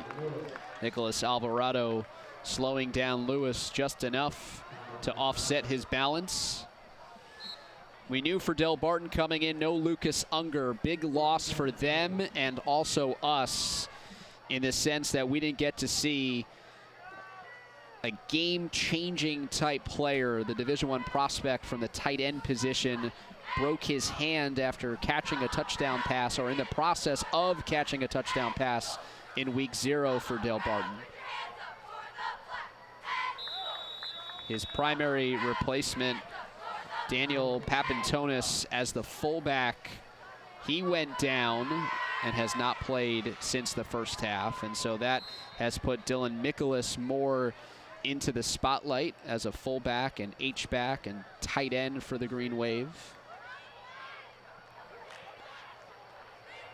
who will look to bounce back next week against Passaic Valley with a trip to Wayne, New Jersey, and facing DePaul, the defending non-public Group 3 champs, waiting in week 3. Ball to the ground. Freeman tripped up after he's able to recover it, and he goes down, loses a couple more yards.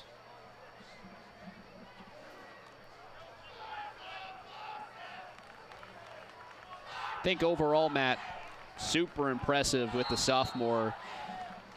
I always like to look at players or watch them and not know their grade, just to in some ways get a sense of how poised they look or how much it looks like they fit in.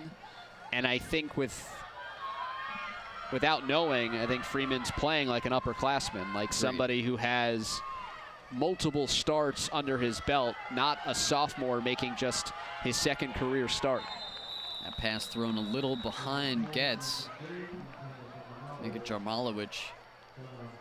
Yeah, and you could see 100% why Brian Bowers decided to go with Cole Freeman and tap his shoulder and use Jake Kopfeld in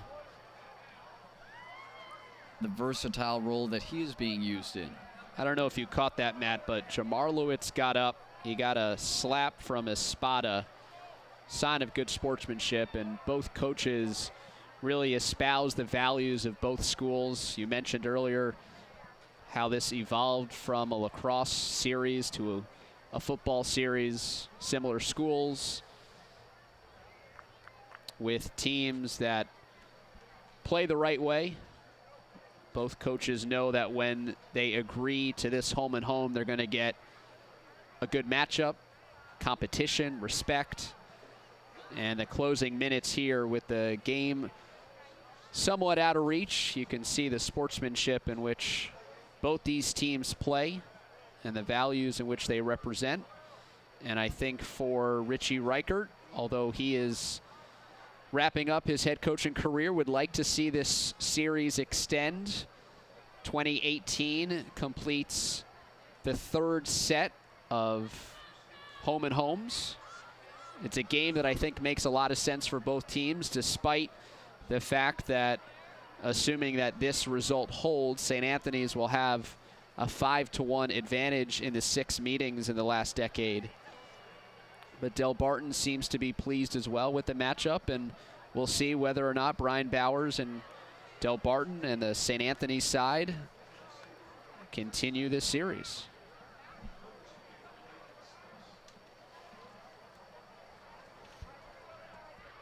And it'll be Joe Minucci on the St. Anthony's side, the current AD, taking over for Richie Reichert next year. So that will be kind of on his plate to continue this potential matchup. It's Joseph Costanzo, the senior linebacker for St. Anthony's, who is down and receiving the attention of the athletic training staff. There's Joe Minucci on the sideline for St. Anthony's looking on. And Costanzo back up to his feet. I think at times players feel the coolness, and they were so trained to hydrate when it was hot. and they kind of lose sight of the fact that they still need to go through the same protocols in order to get through the games. And so that's why I think you see a lot of cramping early in the season, even after they've gone through weeks of making sure that they were hydrated. Coppell. Beautiful punt, gets a lovely bounce. And stops rolling at the 21. The threat of him as a quarterback meant that St. Anthony's did not set up for a return. They acted as if it was a normal 4th down. And so Coppell getting some additional yardage and making it a bit tougher for Greg Campese and St. Anthony's offensively. Well, not only that, but he's gone for it twice on a fake punt, converting on one of them. So you have to respect the ability there.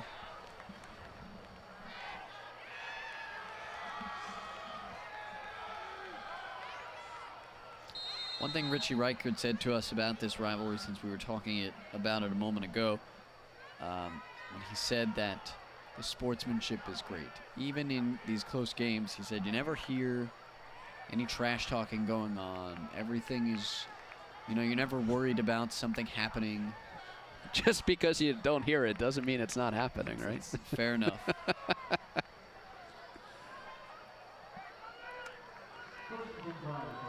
But big takeaways, I think, for St. Anthony's as they start this drive.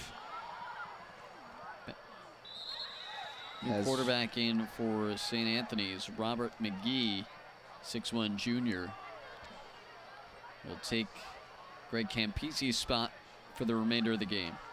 I think you've learned that the playmakers are there, and St. Anthony's can hit you from a lot of different areas and can strike from distance. And something that we've seen over the last couple of years in the evolution of the Catholic League and the evolution of offenses, the quick hitters from teams like Stepanek and Iona Prep and Cardinal Hayes. For St. Anthony's to have that ability leads me to believe that they could get into these shootouts and be comfortable. Ball carried by Mario Escobar. And Escobar gets to the 1st down marker. Another thing I take from this, we were warned about the special teams, but I think Rich Reichert has to be pleasantly surprised in the extra point execution, the punting game. They've even tried to be a bit more adventurous in the kickoff game, and I think in this first live week, it's gotten better over the course of the game. They're going to get back their starting right tackle, Christopher Wright, who's the only returner. Greg Campese has been upright most of the game, and of course you've got a quarterback who will now improve to 15-2 as the starter for the Friars. Listen to him in the preseason, the determination from him to cap off his football career with a championship is the type of leadership and a type of expression that you would expect from a senior, from a 3-year starter, from somebody in his position.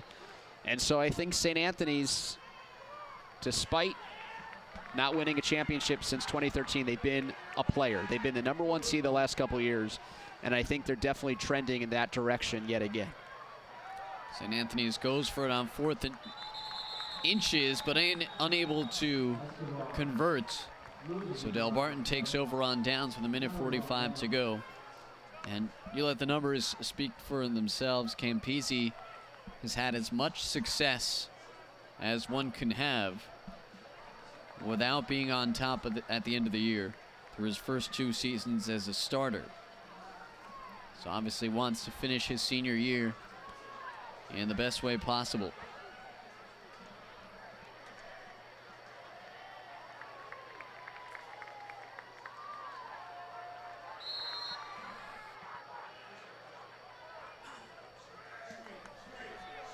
.145 to play. Freeman returns. Freeman looking downfield, trying to earn some more points towards the end of this game, and his pass knocked away, intended for Coppell.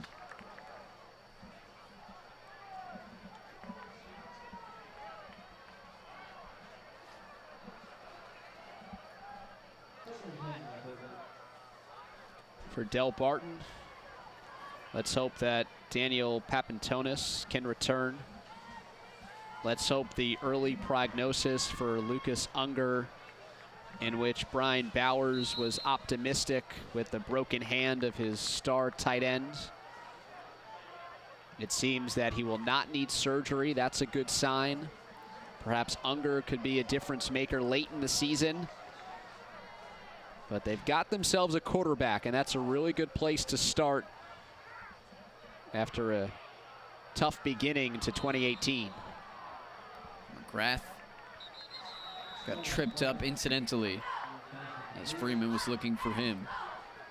There is a flag that was thrown. The back judge called it incomplete. One of the linesmen threw a flag at the 3-yard line. Official's going to talk it over before rendering a final decision.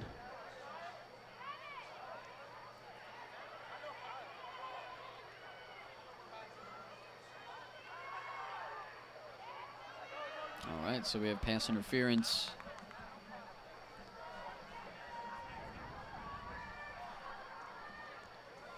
Which will give Delbarton a fresh set of downs with 1:27 to go.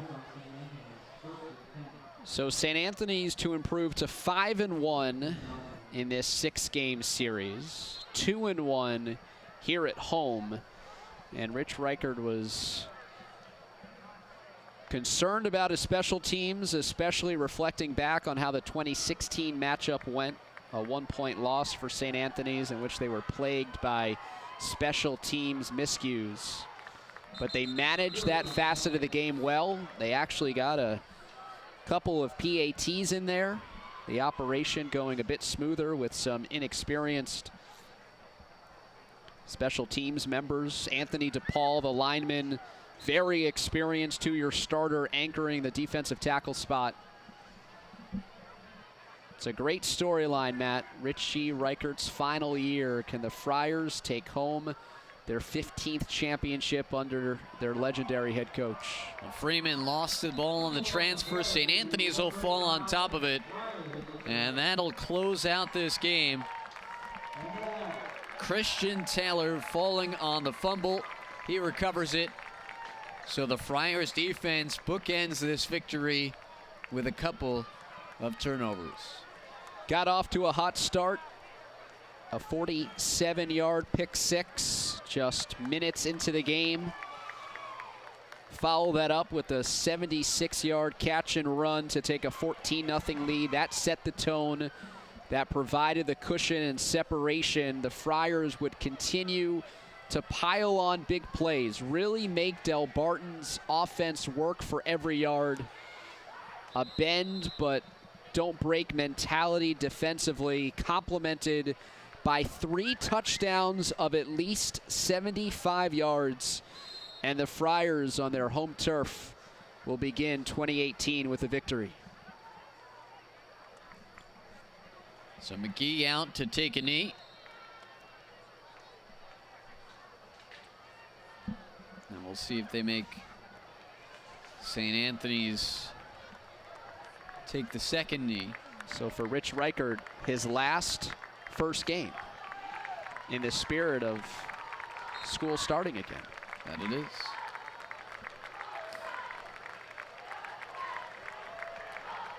And St. Anthony's has a slow starting process, so the seniors did not have school today. Homecoming for Brian Bowers. Arms folded, work to do for the Green Wave, but a good foundation for Delbarton to build upon as they look to dig themselves out of an 0-2 start to 2018. I think when he looks back at this game, he'll say the same thing he did about last week, is that the tape is a little bit better than the score on paper. But St. Anthony's will take it.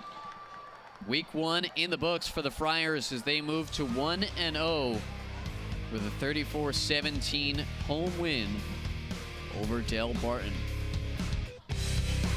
We'll be back to close everything out in just a moment. Stay with us on News 12 Varsity. Back in South Huntington, St. Anthony's with a 34-17 victory over Delbarton. They begin the season 1-0, and it was a quick start, both defensively and offensively for the Friars. Got a pick six in the first drive, and then right after, Greg Campisi hooked up with Kyle Angus for a 76-yard touchdown catch and run. Kyle Angus had 2 touchdowns tonight, and he's down with Amanda Puglisi. Kyle, you guys weren't able to practice much because of the heat this week, but it seems like it didn't slow you guys down. You started the game with a pick six. What is it about this team? Look, we knew coming into this game we had a mission. The last time they were at St. Anthony's, they beat us 21-20. Special teams was a big part of this game, and we knew that. So that pick six defense, we set the tone with that. We just kept going on from there. A lot of firepower on this team, whether it's you, Murphy, even Campisi. A lot of weapons. So what is it about the weapons that this team has? Who do you think is the one we should watch? Greg Campisi.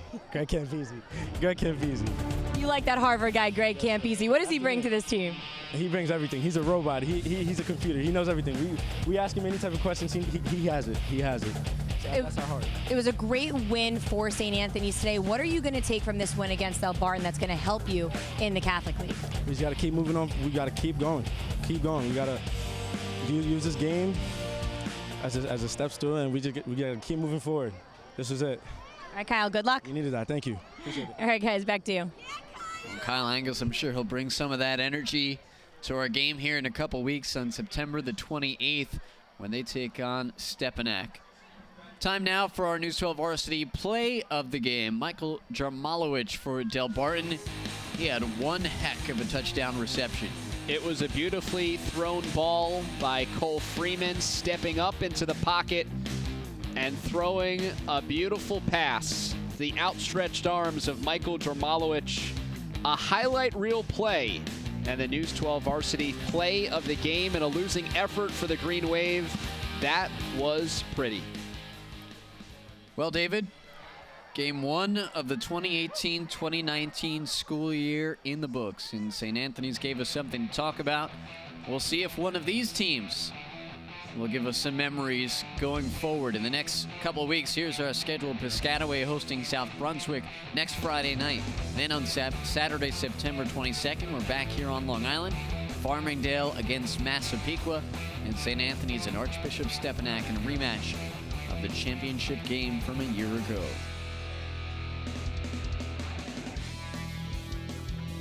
So it's great to be back covering high school football. We're glad you all joined us as well. Well, it was a festive evening in South Huntington as the Friars took to the field in week one, and they started off with some fireworks of their own. A pick six and a huge touchdown to begin the game for Kyle Angus. St. Anthony's moves to 1-0 on the season, doubling up Delbarton 34-17. We're so glad you could join us this evening on News 12 Varsity. So for David Resnick, I'm Matt Shortis, and our producer Brian Butler. Thanks for watching. We'll see you again next time on News 12 Varsity.